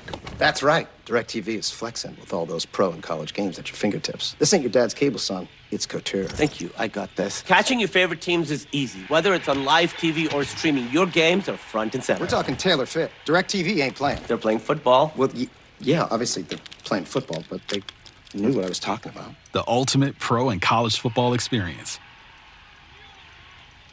At Sargento, we've been making your post-lunch, post-dinner, post-whenever snack a wow, wow, wow. You can taste over 70 years of our family commitment to high-quality, real, natural cheese in every bite. You have our word on it, you have our name on it. Sargento, a promise you can taste. This season on Fansville by Dr. Pepper. Yes, college football is back! Our lives finally have meaning again. After a really long off-season. Look, our QB's on the draft slide. Look! Oh, he's going. To where? Not where he expected. Everything will be questioned. What is this place? Don't they know it's Saturday? Everything. College football is changing. The Dr. Pepper flavors, too. It's all connected. Fansville Season 8. I don't think I've ever seen someone slide so far. College football, it's a Pepper thing. This your bag, sir? What that way? Oh, you the gecko! I'm a huge fan. I filed a claim for my car with the Geico app. Only took 2 minutes. Well, I mean, Geico's all about getting more than just savings. The next time, how about less fluid ounces? Fair enough. Oh. You use this much serum? Well, my skincare routine requires... And a pump top? It's gonna make a mess. Well, I'm taking this. You took all of them. Get more than just savings. Get more with Geico. Have a nice flight. One glimpse of Arby's loaded Italian, and you'll wonder, how did they pile on so much meat? Easy. We just kept saying, Amore. Arby's. From Hollywood, it's Dancing with the Stars. Tuesday, September 16th. Time for our Aflac trivia question. Aflac. And why not make it about Coach Corso? He made his 431st and final headgear pick today. Lewis, who do you think he's selected the most over all these years? Not going to give you much time to think about it. Yeah, got to be somebody that's been really good for a really long time. I think it might be Brutus. Maybe the pachyderm from Alabama. Yeah, that might be it too. Well, the answer to our Aflac trivia question, his most made pick over nearly 4 decades. You had it right. Brutus. What a testament. Look, that has been a university that has had a heck of a run as a football program. Looks like they're having a heck of a run today so far, too. Usually he was successful over the years when he chose Ohio State. And he chose them for his final pick earlier today. DeJuan Morris, true freshman at running back, stumbles ahead for about 2. More of this power running game, just continuing to change up the look. This time, they pull the center. And they let Sam Pendleton get in on the party a little bit. And Josh Heupel just not straying very far from what the identity of this offense has been. No gain on 2nd down for Morris. Well, they had the SEC Offensive Player of the Year last year with Dylan Sampson. And he alone averaged about 115 yards per game and had 22 touchdowns. As we have an injured Syracuse player, it looks like Tank Wilson is down. Now they've got a stable of running backs that are trying to replace Dylan Sampson, but with an update on Fran Brown trying to keep his team in the game, we go down to Chris. Yeah, he has certainly tried to steady the waters before that last drive, brought his team together, and it was a lot of the same discussion that they had at halftime of, we are not going to get out hustled. I need all of you to just do your job. Remember the details. Stick to your eye discipline. Be responsible for what you're supposed to do. Understand that this is just the first game, so please stop panicking. And the last thing he said was, understand why you're out there. I mean, it's a great message. It really is. And see, that's the thing also that I think in the longer run, in the big picture, you have to remember. This is just the first game of a long season. And there you see Deion Wilson, who battled injuries last year. That's just a guy who they need that body type. You see those dimensions on your screen, 6'5", 305. Elijah Robinson, their defensive coordinator, who is a heck of a recruiter as well. As Fran Brown said, look, we needed to get bigger on the defensive line, and his return was being counted on. They'll miss him tremendously if he's out for any kind of period of time, as they missed him a year ago. Well, they lost Tank Wilson last year, only 4 games into the season. He got hit with appendicitis. And that surgery then knocked him out till the bowl game. That's right. And so again, if you're Fran Brown, like he told us, like he knows the role that he has to play as far as keeping this team calm and composed. And look, I know that they're down 3 scores. But they got to continue to fight and continue to build this football team. 3rd down and 8. Here comes a blitz. Aguilar well protected. A miss. Staley hoping for a flag. Nothing pops out. Davian Kerr was there in coverage. And there you see Kerr just trying to play that stack alignment along with Demetrius Samuel. They sorted out well. He's able to play aggressive at the catch point. Only the 2nd time that Syracuse has forced Tennessee to punt today. And Davian Kerr will be the punt returner.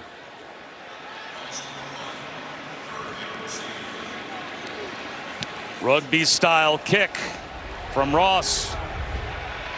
And it bounces. Did it hit a Syracuse player? It came awful close. Tennessee thinks it may have glanced off of a Syracuse player. Fielded on a bounce. I think it did, Bob. I think it by may have William clipped his Wright. heel. And did it hit Kerr? This might be Tennessee ball. I think you're going to see it clip his right calf, right heel, maybe. Was not touched by the receiving team. Plays under further review. That's hard to see. Clip that. No. See his towel right there? Clip that left foot. It's hard to see from that angle. Kerr has his head turned, and he never really reacts as if it bounced off of him. We're going to get another look at it. That's where they may be calling. I think it may have clipped that left heel. Or maybe the towel. It's either his left heel or the towel. The ball did look like it changed direction. Its trajectory, although it could have done that on its own without it touching his heel. That's so close, it's so hard to see. Well, it was ruled on the field not to have touched it. So it has to be, as Matt Austin told us earlier, clear and obvious that it did. It does look like it brushes up against the towel. Yeah, that's what I initially thought too. Well, that's hard. That doesn't look clear and obvious to me.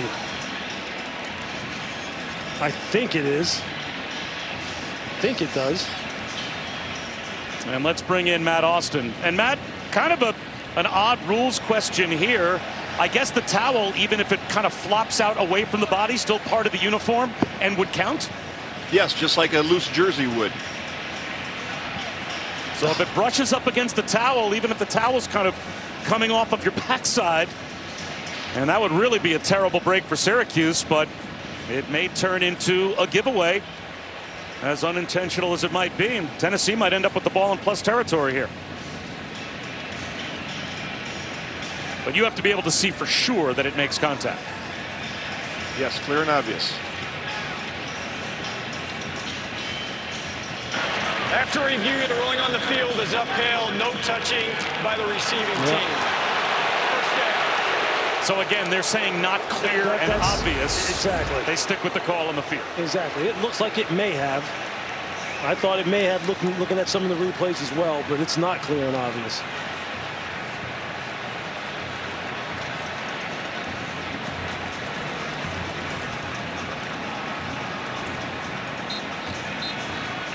So Syracuse maintains possession at their own 18, or rather 17-yard line. Still down by 3 scores. But a lot of time left on the clock. Still 6.5 minutes to go in the third quarter. Yeah, there's a lot of work still for Syracuse to do here. There's a lot they can find out about their football team. Tennessee rolling some guys in there on the defensive side. You see most of their frontline starters are back out on the field. I think Arian Carter back in the game along with Thielander. Malachi James. Stiff arm does nothing. Jordan Ross brings him down for a loss of at least 5. And there's another one of those Leo position defensive ends. These guys can go 6'5", 245. This time it's Jordan Ross. Him, Caleb Herring, Joshua Josephs all play that position that James Pierce Jr. played last year. And there you see the athleticism that the guys who play that position have. You get out on the perimeter against these dudes one-on-one, it's usually not going to end very well. 6th tackle for loss today for Tennessee. That's going all the way back to 2021 under Tim Banks. That makes 403 tackles for loss, #1 in the SEC. Long throw to the sideline, and a diving catch is made by Darrell Gill Jr. And I believe that is his first catch of the day, and gets about half of what Syracuse needs. 3rd down and 8. It's good pass protection for Syracuse. Nice secure pocket for Angeli to survey the full field, and now he's got it still 3rd and long. This is where Tim Banks, is he going to bring pressure? Is he going to bring simulated pressure? He's going to bring coverage. He's mixed it up well. This is where defensive coordinators make their mark, and so do quarterbacks.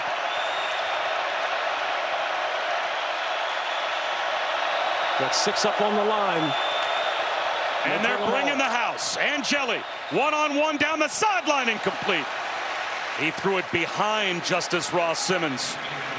There was a chance for Todd Redmond to possibly pick that one off. And now Syracuse will be forced to punt.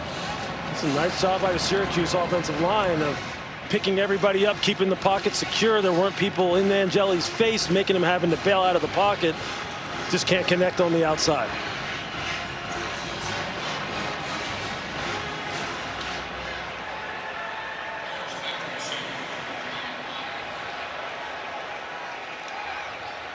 Stonehouse gets away a beautiful spiraling kick. DeJuan Morris, the true freshman, made a fair catch signal and pulls it in back at the Tennessee 23-yard line. Let's take a look at this week's college football rankings brought to you by Verbo. And it's a 14-0 lead now for Ohio State over Texas. Hard to believe that Texas offense can be shut out by anyone, but the Buckeyes doing exactly that. A goal line stand, obviously, has a lot to do with it.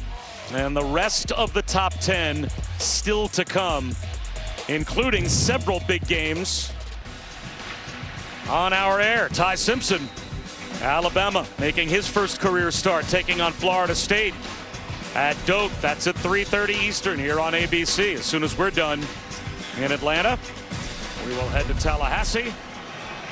And then, of course, later on tonight, get a chance to watch Clemson LSU. Play action. Aguilar to the sideline. Timed up with Brazel. First down. Just a nice route by Chris Brazel. Putting on the brakes. Working back to the quarterback. Ball delivered on time. Peyton Lewis, 8 yards right up the middle and broke a tackle at the line of scrimmage. Gary Bryant III eventually got him down.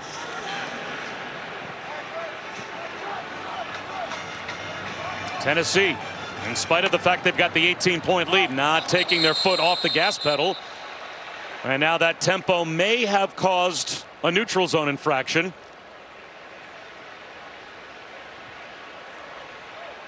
I think you're going to get the right guard, Wendell Moe. Just couldn't hold in there. Well, Syracuse jumped. Did that draw the reaction? Nope. Start. Offense, number 75. 5-yard penalty, second down. So it is a Tennessee penalty to make it 2nd and 7.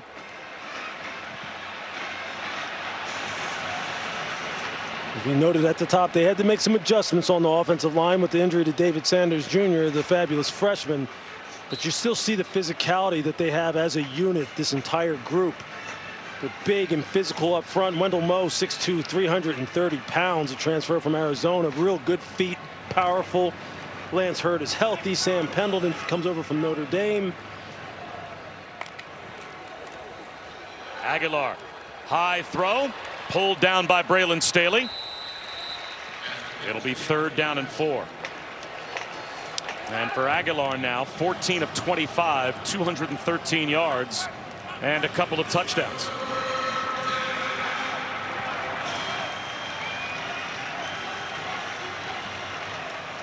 Syracuse got to find a way to get a stop. If you're Joey Aguilar, you just got to get the ball to his receivers. They've been able to get open, got to get it to him on time. He's going to run it himself with a stiff arm, short of the first down. Tried to sprint to the sideline. Anwar Sparrow helped to bring him down for Syracuse. Now it's 4th down and 2. And we have another injured Syracuse player, it appears, right on their sideline. Yeah, it's an interesting call on the part of Josh Heupel. Joey Aguilar he fell pretty hard on that right shoulder as he was trying to stiff arm the defender.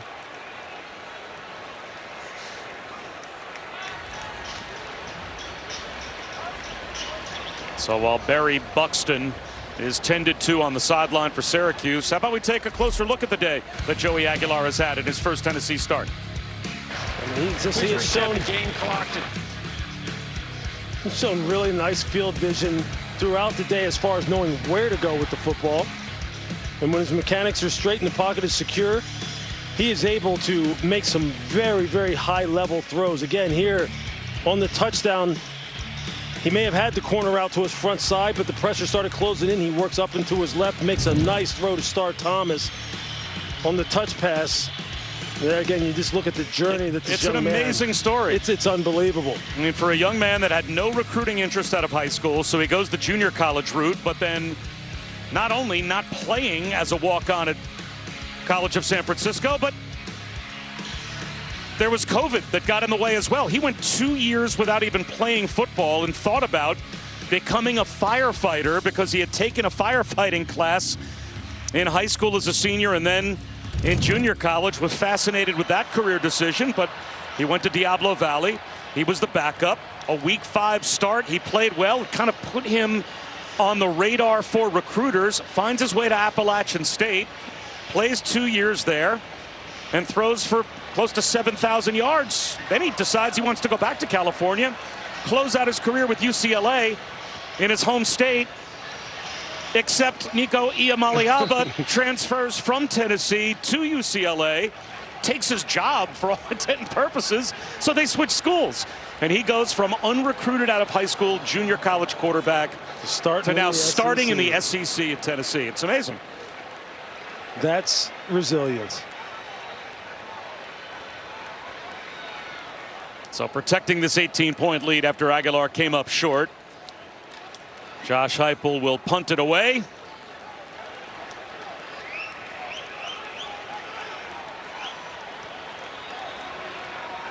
And milking as much time off the clock as possible. Jackson Ross delays, and then lets it go. And no chance for a return for Kerr. Fair catch at the 12-yard line. Down to Chris. On top of Joey Aguilar's just incredible story is that how he even has eligibility. And part of that, he can thank Diego Pavia, the quarterback at Vanderbilt, who pushed against the NCAA to be able to say that those years in JUCO, I should get back as extra eligibility. That happened this spring. If that doesn't happen, Joey Aguilar doesn't even have this year of eligibility. You know, sometimes it all just lines up for you, and when it does, do you take advantage of the opportunity? Well, and you also need a head coach that believes it's possible. And I thought it was interesting. Josh Heupel brings that lens to Joey Aguilar. Because remember, before Josh Heupel was the Heisman runner-up, he did what Joey Aguilar is doing, right? He went to Weber State. He played a year at Snow College of junior college football before he got to Oklahoma. Nice move by Yasin Willis as he picks up 8. So you've got a head coach that traveled the same road as a quarterback that maybe other head coaches wouldn't have believed in and given a chance to. And you could definitely tell that he really did connect with that road and admires Joey Aguilar for sticking with it and then putting in the work in a short amount of time to be able to operate this offense the way he's operated it here. Back-to-back runs by Yasin Willis. A first down for Syracuse as we come up on 90 seconds remaining third quarter. And Jelly on a rollout. Floats one to the sideline and throws it away.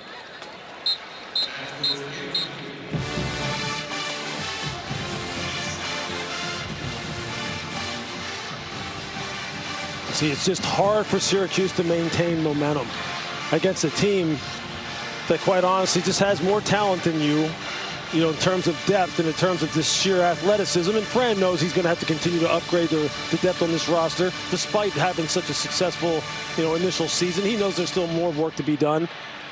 But you're gaining valuable reps out here, especially with your quarterback that's had some nice moments.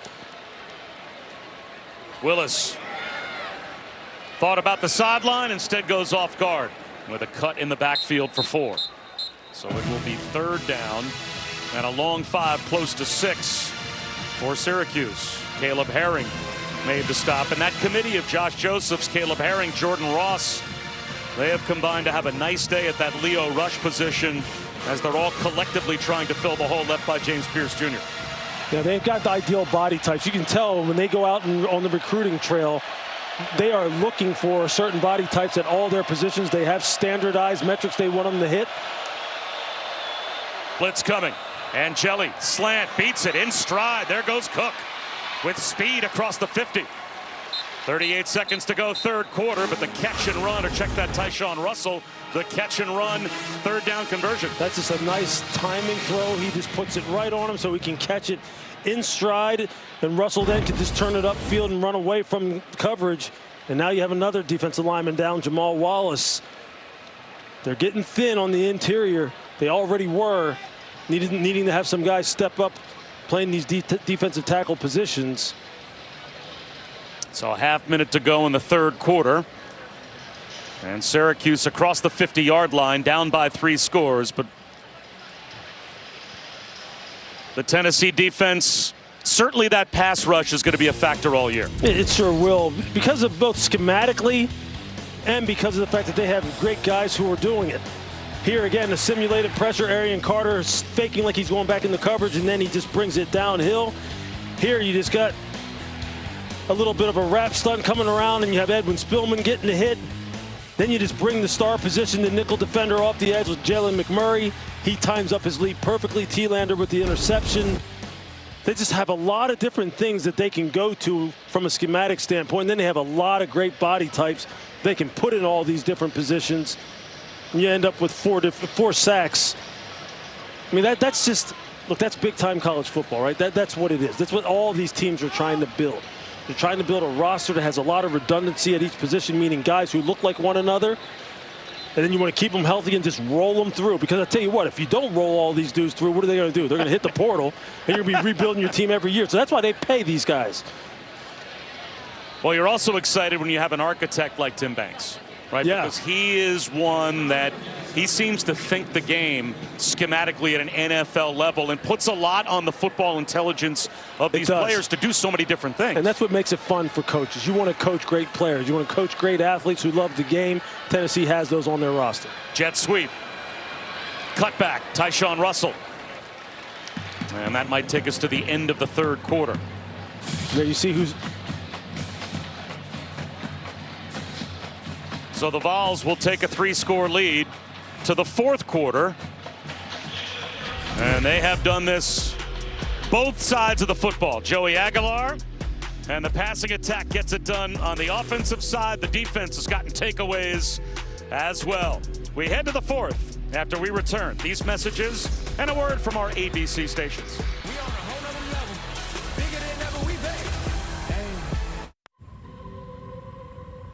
With less burning, itching, and pain from moderate to severe plaque psoriasis, imagine being a million miles away. With Tremfya, clearer skin is possible. Most people saw 100% clear skin that stayed clear even at 5 years. Serious allergic reactions and increased risk of infections and liver problems may occur. Before treatment, your doctor should check you for infections and TB. Tell your doctor if you have an infection, flu-like symptoms, or if you need a vaccine. Imagine being a million miles away. Ask your doctor about Tremfya. Americans, we can do anything we want, except one thing. We just can't stop being American.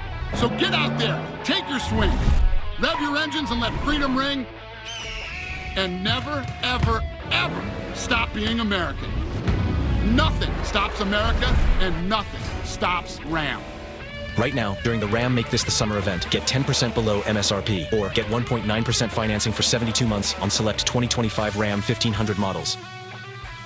Today, the best mobile network in the U.S. is T-Mobile. You see millions of real customers tested the networks, and T-Mobile sort of opened a can of whoop-up. So text and Instant Talk and say, you won't believe where I am. Seriously, where am I? With DoorDash Streaks, you rack up weekly discounts, so you win every week. But so much winning energy can be a lot. Win every week with DoorDash Streaks. Opt in, order every Saturday, build the savings. Hey!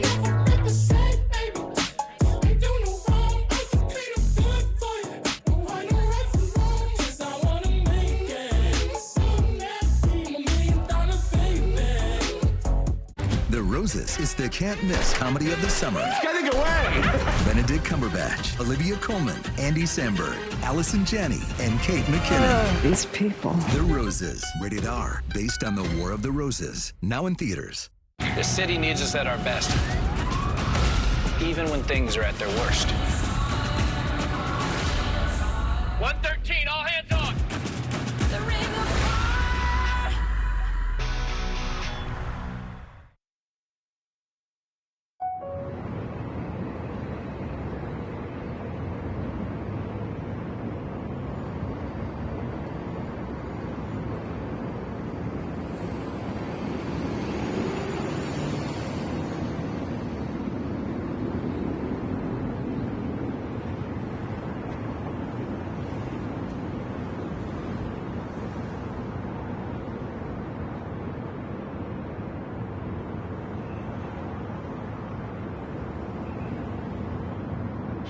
Welcome back to the Aflac kickoff game. You're watching ABC College Football presented by Starbucks. And a chance for us to thank all of the Marines that are here today as we are helping them celebrate the 250th year of the United States Marine Corps. And they deserve every bit of this celebration as we start the fourth quarter with Will Nixon diving ahead for 3. Maybe 4 yards to make it 3rd down and 1 for Syracuse in Tennessee territory, but down by 3 scores.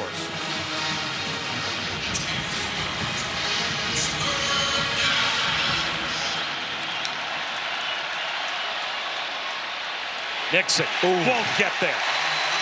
Oh, speed to the edge in pursuit. And that's exactly what you saw. You see Colton Hood just come flying up to the line of scrimmage. He has been aggressive all day long. Syracuse has to go for it, down by 18, 4th down and 2.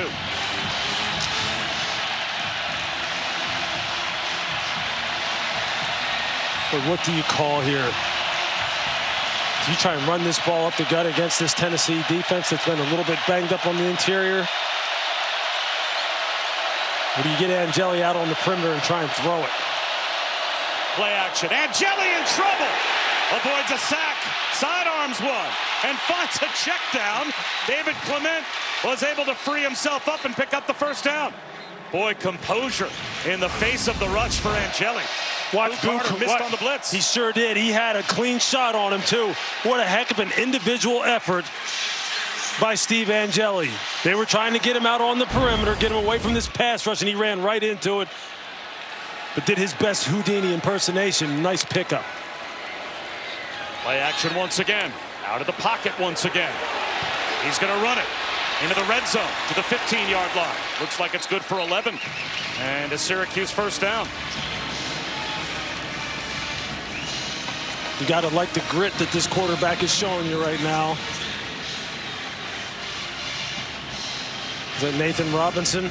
He's down again.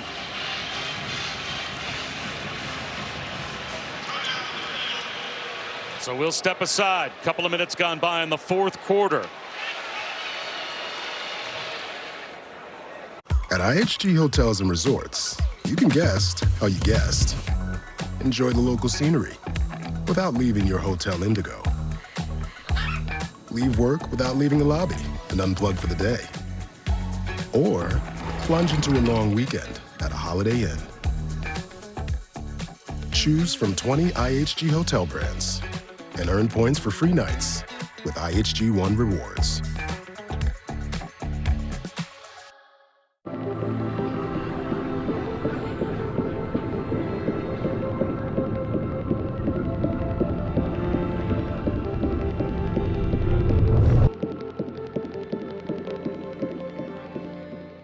As an official sponsor of the NFL, Jersey Mike's wants you, Eli Manning, to be our new spokesperson. I'm in. I love Jersey Mike's. Hold on. Jersey Mike's new spokesperson? You're stealing my job. I don't want to steal anything. Lies. Eli's. I just love these subs. You'll be hearing from my lawyer. He's very prompt. Jersey Mike's, a sub above. Hey, that's my line. A sub above. Having insurance isn't the same as having State Farm. It's like needing the experience of this trainer. Good to go. But getting that trainer. Megan Trainer. I'm all about that brace, no trouble. Give me your arm. No, it's not for that. Who are you? Patrick. I play football. This is Patrick, everyone. Give it up for Patrick. He does sports. So don't settle for just any insurance when there's State Farm. Why is no one clapping? Like a good neighbor, State Farm is there. Michelin innovates on the road and far beyond, with airless tires designed for exploring new frontiers. Michelin, motion for life. Meet the IHOP House Faves value menu. Everything's just $6. Like the Breakfast Faves combo. $6. French toast breakfast, $6.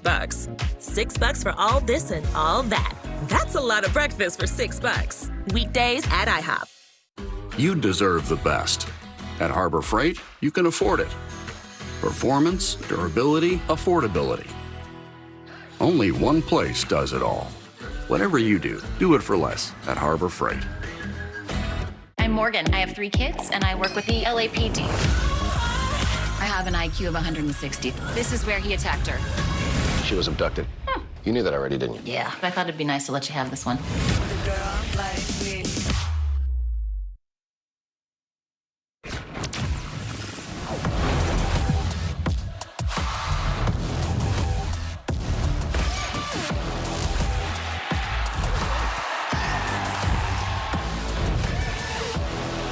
But multi-viewer, just one aspect of the brand new ESPN app and direct-to-consumer service. And we're so excited to be a part of that. After the injury timeout, in the red zone, Rasheed Willis right up the gut down to the 7-yard line, close to a first down. Got some good movement at the point of attack. These offensive linemen still continuing to fight on the inside. Now they're going hurry up. They'll run it again. Willis behind the left guard. First down and goal to the 2-yard line. Again, another nice job again by T.J. Ferguson, the left side of this offensive line. Trevion Mack, Austin Collins at center, getting some push. And now we got another defender down. Another injury. And this time,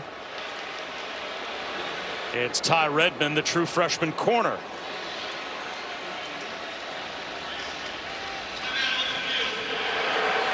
So we'll step aside. Another injury timeout here in Atlanta.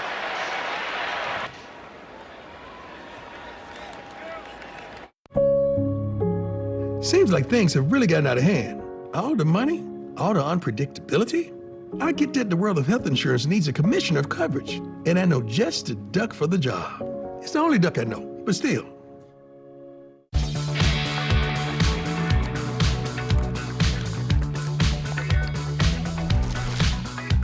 Wait, there's a peanut inside me? Nice.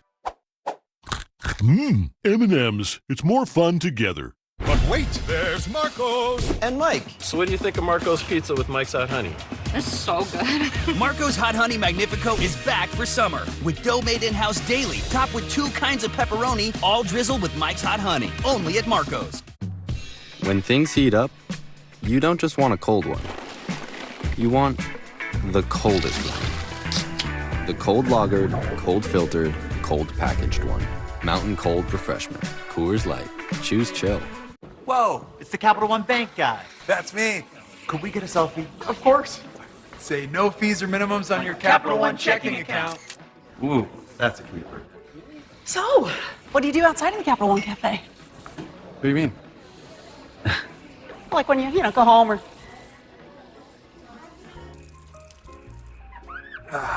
Sleep tight. Don't let the overdraft fees bite. What's in your wallet? Good food tastes better when you're dipping with Daisy. Madonna, dip, Madonna, yeah. Everything tastes better when you're dipping with Daisy. Psst, psst.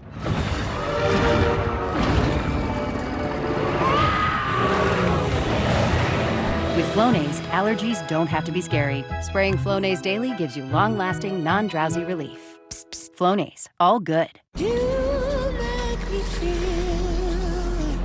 mad at you. You make me feel mad at you. You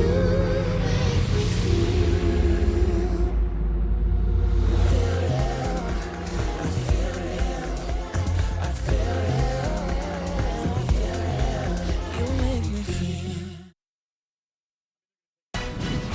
The Aflac Kickoff Game on ABC, presented by Starbucks, is brought to you by Aflac.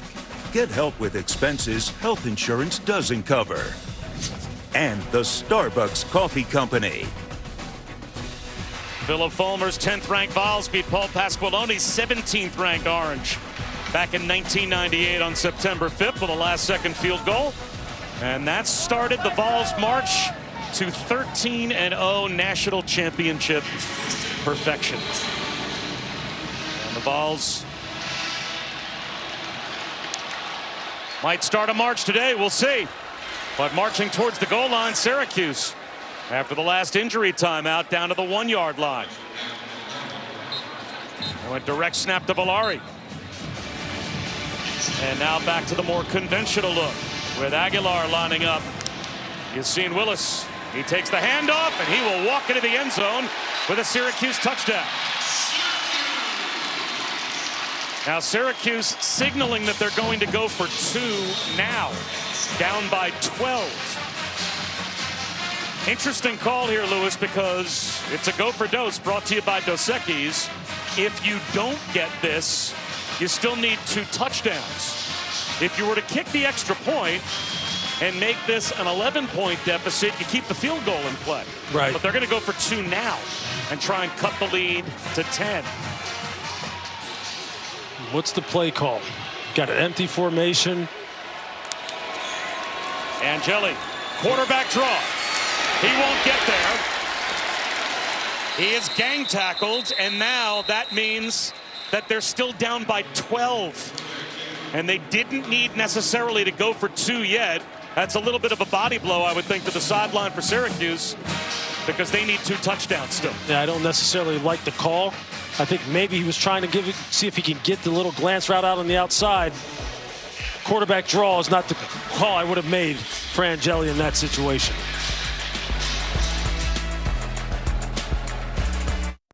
Join the more than 7 million adults, like Michael, who've taken Ozempic. As touring musicians, my type 2 diabetes could have slowed us down, but I didn't let it. I'm Michael from the Warren Treaty, and this is what my Ozempic era looks like. I lowered my A1C, and I saw noticeable weight loss. I also learned some people take Ozempic to lower the risk of major cardiovascular events like stroke, heart attack, or death. And others take it to lower the risk of worsening chronic kidney disease. Don't share needles or pens or reuse needles. Don't take if you or your family had MTC, MEN2, or if allergic to it. Stop taking and get medical help right away if you get a lump or swelling in your neck or any of these allergic reactions. Tell your provider if you plan to have surgery or a procedure, are nursing, pregnant, or plan to be. Serious side effects may include inflamed pancreas, gallbladder or severe stomach problems, or changes in vision. Call your prescriber if you have any of these symptoms. Taking with a sulfonylurea or insulin may raise low blood sugar risk. Common side effects include nausea, vomiting, diarrhea, stomach pain, constipation. Some side effects lead to dehydration, which may worsen kidney problems. Discover the GLP-1 with the most FDA-approved uses. Ozempic. I'm a big rock. And while you're down there posing for pictures, I'm seeing the bigger picture from up here. And this little birdie's telling me it's time for this rock to roll. Photo bomb! And if you don't have the right insurance, this could really flatten your savings. Awesome. So get Allstate, save money, and be protected from mayhem. Yeah, like me. You're feeding my grand dog Blue, right? Purina One. The Blue's got deboned chicken meal, brown rice, oatmeal, barley. Purina One has chicken, rice flour, corn gluten meal, whole grain corn, chicken byproduct meal. Let's switch to Blue. Word on the street side, make it look easy. I'm flattering, cool, way too easy. Word on the street is I make it look easy. I'm actually smooth, it's far too easy. Word on the street is I make it look easy. Too easy. Smasher's taking us all the way. It's got everything. Back-to-back hand smash patties served hot off the grill. They're saying it's the Smasher burger of football. It's good, but my son's QB1. I'm starting the Smasher. The QB1 of burgers. From Hollywood, it's Dancing with the Stars, Tuesday, September 16th. So Fran Brown opts to go for 2 down by 12, and Syracuse doesn't get it. So they now need 2 touchdowns in the last 12 minutes against a Tennessee offense that has put 38 points on the board. And a fair catch called for here on the kickoff, so it'll be a touchback as we go to Kevin. Well, we got an update in Columbus, 14-0 Ohio State. Here comes Arch Manning in Texas. His first touchdown of the season to Parker Livingstone, Boog. I love it. Sees one-on-one coverage in the back of the end zone. Give your guy an opportunity to make a play, and Parker does. Texas had an opportunity here now at midfield, but on 4th and 5, and the Buckeyes bring the pressure. They make the stop. The story of the day, the Ohio State coordinator, Matt Patricia, called it up all day long. 14-7 Ohio State. Ryan Williams, number 8, Alabama at Florida State. That game coming up after ours right now. Back to you, Bob. Here's a swing pass to Deshaun Bishop to get this drive, Kevin, started for Tennessee. And a little swing pass out of the backfield. All the way out close to midfield. 23 yards on the catch and run for Bishop. See, just when they need Syracuse, that is, to make a big play, they try to send some extra pressure. Tennessee has the perfect call. There's a tackle for a loss. That's only the second tackle for loss today for the Syracuse defense, but Bishop is brought down behind the line, and yet another injury. Chris Thomas is now down, holding the back of his right leg for Syracuse.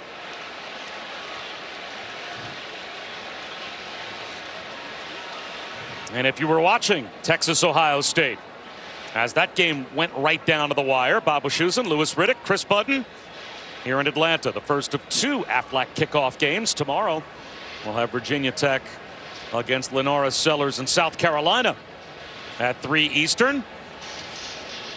Tennessee, of course, made it to the first round of the college football playoff last year and lost to the eventual champion Ohio State.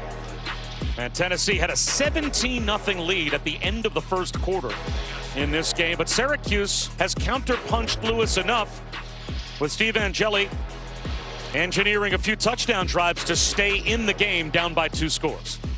Yeah, they sure have. Look, they've manufactured just enough offense to keep this game to within 2 scores. But for Tennessee, it's been about the big plays, both through the air and on the ground. And there you see the big bomb to Braylon Staley. And then the way these running backs have run today, Deshaun Bishop, Peyton Lewis, they have been just studs. This is just a beautiful touch throw to Star Thomas by Joey Aguilar. And I think right now, if you're Josh Heupel, you're thinking, okay, look, all right, we need to punch another one of these in here. We know that Syracuse is trying to create some kind of turnover, some kind of game-changing play. Elijah Robinson, the defensive coordinator, you said he sent 6 on that last play, but they had the perfect play call on and got the little dump pass out on the perimeter, picked up a big chunk of yardage, and then get the TFL. If you're Syracuse, you're thinking, look, we've got to go 3 and out here at this point on. We got them in 2nd and long. And if you're Tennessee, the run game has continued to work. I would continue to lean on it. Well, both teams have constantly had injured defensive tackles. And Chris Thomas just had to leave the field, as did Kevin Jobity. So Elijah Fuentes-Cundiff, a 3rd-string defensive tackle, is on the field for Syracuse. I guess, would you run right at that group if you're Tennessee? Yeah, especially if you're getting these 2 high looks with 2 safeties back. I'm going to run the football right down the middle. There it is. 4.5-yard gain for Deshaun Bishop across midfield. Yeah, really, some of these guys, I mean, you saw there when Chris Thomas went off the field, I mean, his hamstring, you can tell they're playing a ton of plays at a rapid clip. They haven't gotten anything like that really in training camp that you can really simulate on a one-to-one basis. And these guys are having to adjust right now. It's going to be a battle of attrition from here on out. George Rooks has made his way back in the game. But Tank Wilson left earlier. We haven't seen him return. Chris Thomas just helped off the field as well. 3rd down. Aguilar, one-on-one down the sideline for Matthews. A little push off, incomplete. Matthews hoping for a flag. It looked like at the last moment he tried to create a little bit of separation as the ball was falling. Well, there's no question that he did. He had some separation. Joey just got to put that out there. You see he wins at the line of scrimmage. Right there, he's gone. He's got the separation that he needs, but he has to slow down because the ball's underthrown. He beat Chris Peel. Tennessee looking for the flag, looking for the pass interference. Better thrown ball. That might be 6. Instead, it's a punt. End over end wobbly kick from Ross. Davion Kerr at the 12-yard line hauls it in. And again, we're very excited about this. The all-new ESPN app, the best way to watch sports. All of ESPN, all in one place. Live games, live stats. You can track your fantasy teams, personalize it as well with your favorite leagues, teams, and players. You won't miss a thing that we have on any of our networks. All of ESPN, all in one place. Got an interesting situation coming up here now for Syracuse, right? They haven't been able to produce any real explosive, them chunk plays. They've had to go on long drives. They need a quick strike. They need someone to be able to break loose and kind of flip this game into a very interesting situation with a big explosive play down the field. It's just been so hard for this wide receiver core to do that. Angeli turns, Nixon carries, and he has 4 yards. 10 minutes to go in the game. The other factor that has helped Syracuse is even with, at times, a 3-score lead, Tennessee has continued to run their up-tempo game the entire game. And the clock still works in their favor. So there's 10 minutes on the clock still, in large part because Tennessee keeps snapping it with 25 seconds or more on the play clock when they have the football. They haven't milked the clock at all. And here's Angeli going down at the 10-yard line. Jalen McMurray delayed blitz. And he gets the sack. 3rd down and 11. Jalen McMurray, you can just tell the physical presence that this guy has. I mean, he is an absolute stick of dynamite the way he will come downhill. And look at him. It's full speed contact. There's no breaking down. There's no, I'm not sure of myself. I'm running through you on contact. He has had a heck of a game. 5 sacks for Tennessee. There you see Arian Carter on your screen. Got a little harness on that right shoulder. This is a big down for Steve Angeli. Can he figure out a way to convert here and keep this drive going? Blitz coming. Angeli protected. Takes a shot down the sideline. Incomplete. Well, Colton Hood has had an excellent day in coverage, and he locked up Darrell Gill. He sure has. But I tell you, you see the Syracuse sideline just screaming for pass interference. You see he's got those long arms. And then here you can tell there's a lot of hand fighting going on with both of them at the catch point. Darrell Gill's fighting. Colton Hood is fighting, trying to get in position to make a play on the ball, but he has been a very productive player today, one-on-one. Stonehouse. This time a low line drive kick that's going to take a bounce. Staley fields it on a hop at the 45 and gets cut down. Still excellent field position for Tennessee as we approach the midway point of the 4th quarter, and coming off a disastrous year for Mike Norvell's Noles, Florida State looking to begin the season with a huge win at home as they entertain number 8 Alabama. That's coming up as soon as we're done here in Atlanta. Now, if you're Tennessee here, do you milk the clock a little bit on this possession, at least more so than they have done to this point? I think with the way their power running game has worked, I think that's definitely something that starts to come into play here. Just slow it down a bit. Let the big guys up front lean on this Syracuse defensive line. Here's Star Thomas to midfield and more. Spin cycle inside the 40. Carrying tacklers down inside the 35 to the 32 of Syracuse for 22 yards. Just watch what happens at the point of attack. Look how everyone just gets washed down inside. And then you just see Sam Pendleton coming out on the pull and just mauling the linebacker Anwar Sparrow. It's Isaiah Hastings' turn as he is injured and holding his right leg. And again, Tennessee was ready to go up tempo. Player presented injured before the ball was spotted. There is no timeout charge. So with 8:19 to go in the 4th quarter.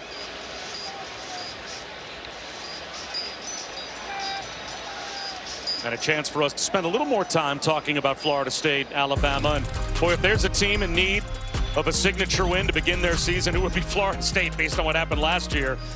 Kalen DeBoer, of course, his team missed the playoff with a 9-4 record, their fewest wins in a long time. But Florida State, boy, they struggled just to find a win during the season last year after the 13-1 record in 2023. Yeah, and we were down there in that first game against Boston College, Bob, and it was interesting. I remember talking to SVP after that game, and I remember sitting there and thinking, this season can go really bad for this team. The way in which they lost that game, I didn't realize it would be something that would kind of foretell the way the rest of the season went. And who was the quarterback for Boston College?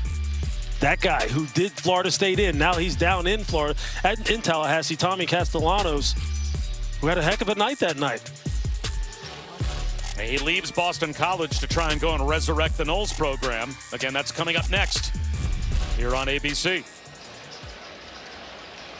I tell you here, the run that you just saw, the kind of physicality and the kind of attitude that the Tennessee offensive line came off the ball with. If you're Josh Heupel, the coaches upstairs are probably telling you, look, just continue to run the power running game. Well, under Josh Heupel, this is the 31st time that his team has gone over 200 yards on the ground, and they're 28-2 in the previous 30 where they have run for 200 or more. And if you're looking for a reason to believe that Dylan Sampson can be replaced, this stable of running backs, this committee, gives you a lot of reason to believe exactly that. Star Thomas again. Inside the 30-yard line. See there, they just switch it up. Now they go to a zone blocking scheme. Just give them different looks. And just shuttle the backs through. Clock just keeps on ticking down to 7:36 and counting. Will they let it tick, though? 30 on the play clock. And they're getting lined up again. Still looking over those Aguilar. Maybe now they do start to milk the play clock for the first time. And there you see it. That graphic on your screen. 448 total yards today. And then here comes the play action pass. Brazel, first down. Into the red zone. You just see how it goes hand in hand. The play action pass, both linebackers are literally standing a yard from the line of scrimmage off of that play action fake. And it's just so easy to just throw and catch. But here we go with the warp speed. Star Thomas. A nearly 7-yard gain to the 11-yard line. When you got it going like this, you can just call whatever you want. You just kind of rotate. Hey, zone, gap scheme, play action pass. Zone run, gap scheme, play action pass. Because the defense is just so tired. They don't know what's coming. Tank Wilson is back in the game for Syracuse. Jobity returns as well. So all of the defensive tackles that we have slowly seen leave the game at different times with injury have all been able to work their way back in. Star Thomas again. And I think it's 1st and goal. Looks like he just squeezed enough yardage out to move the chains. Let's see.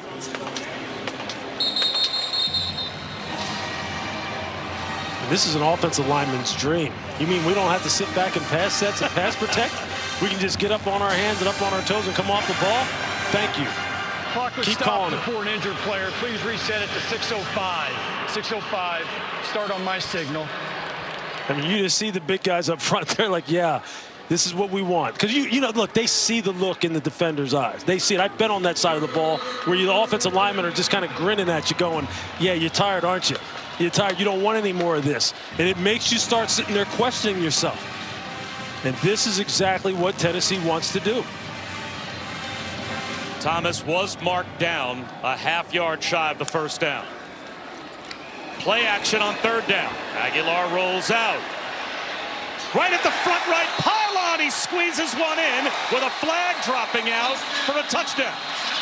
Chris Brazel scooped it up, and he was just across the goal line. We'll have to check the penalty marker. Ineligible receiver downfield. Offense number 72. 5-yard penalty. 3rd down. So Jesse Perry playing right tackle in place of the true freshman David Sanders today. He kicked out from guard to tackle. He was downfield. You're going to see Jesse Perry right here on the line of scrimmage. And there you see him. He's a good 5-6 yards down past the line of scrimmage. He's just driving his guy off the ball. He expected the ball to be gone by that point. Joey Aguilar extending the play. Well, Lewis, is that kind of the classic RPO where you're an offensive lineman and you think it's a run play? Right, the timing just gets all messed up. And look, obviously it takes 6 off the board, but I mean, you kind of understand why it happens when it does. So 3rd down and 5.5. They'll run it with Star Thomas. He's to the 5. He's got the first down. 1st and goal down to the 2. Tank Wilson saved the touchdown. And just zone blocking. And you just see the guys in that time. I tell you, Jesse Perry has his guy and just kind of just drives him and then finishes him to the ground. And these backs, you talked about this stable between Star Thomas, Peyton Lewis, and Deshaun Bishop. That's a pretty good group of three. So 1st and goal just outside the 1 as they're looking to extend to a 3-score lead once again. And now the play clock is winding down, and Tennessee still looking over to the sideline.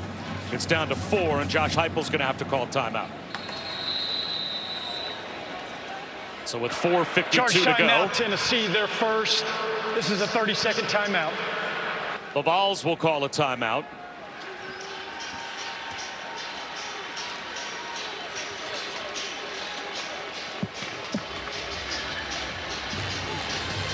Bob Wischusen, Louis Riddick, Chris Budden.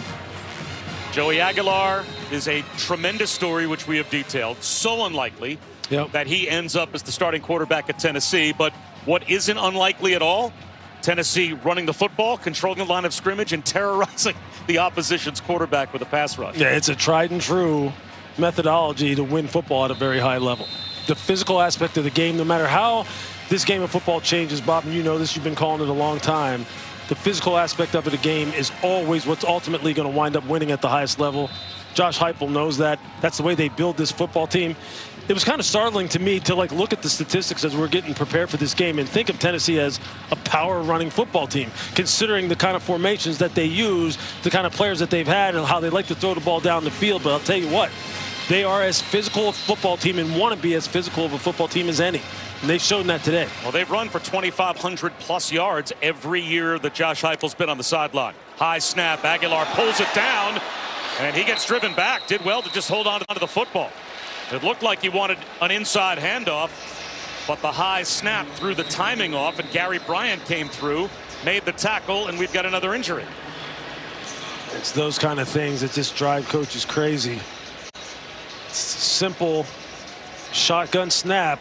Anwar Sparrow is the injured Cuse player.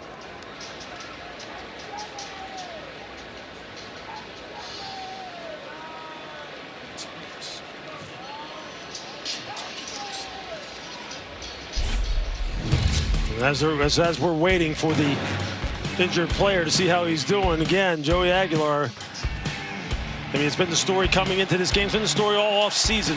The quarterback position, as Nico Iamaleava had left the program.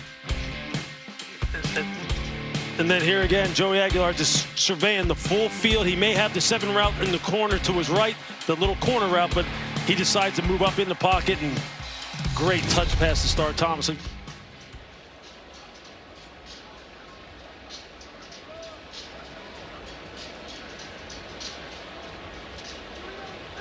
So the officials continue to hold play as Anwar Sparrow is still being looked at by the Syracuse medical staff. And this really has been a war of attrition, especially for both defenses. It sure has. I mean, when teams run up-tempo like this, especially like Tennessee, it takes a lot out of you, man. It takes a lot out of you. And your body has to acclimate to playing teams like this, especially coming out of training camp. This is your first week playing.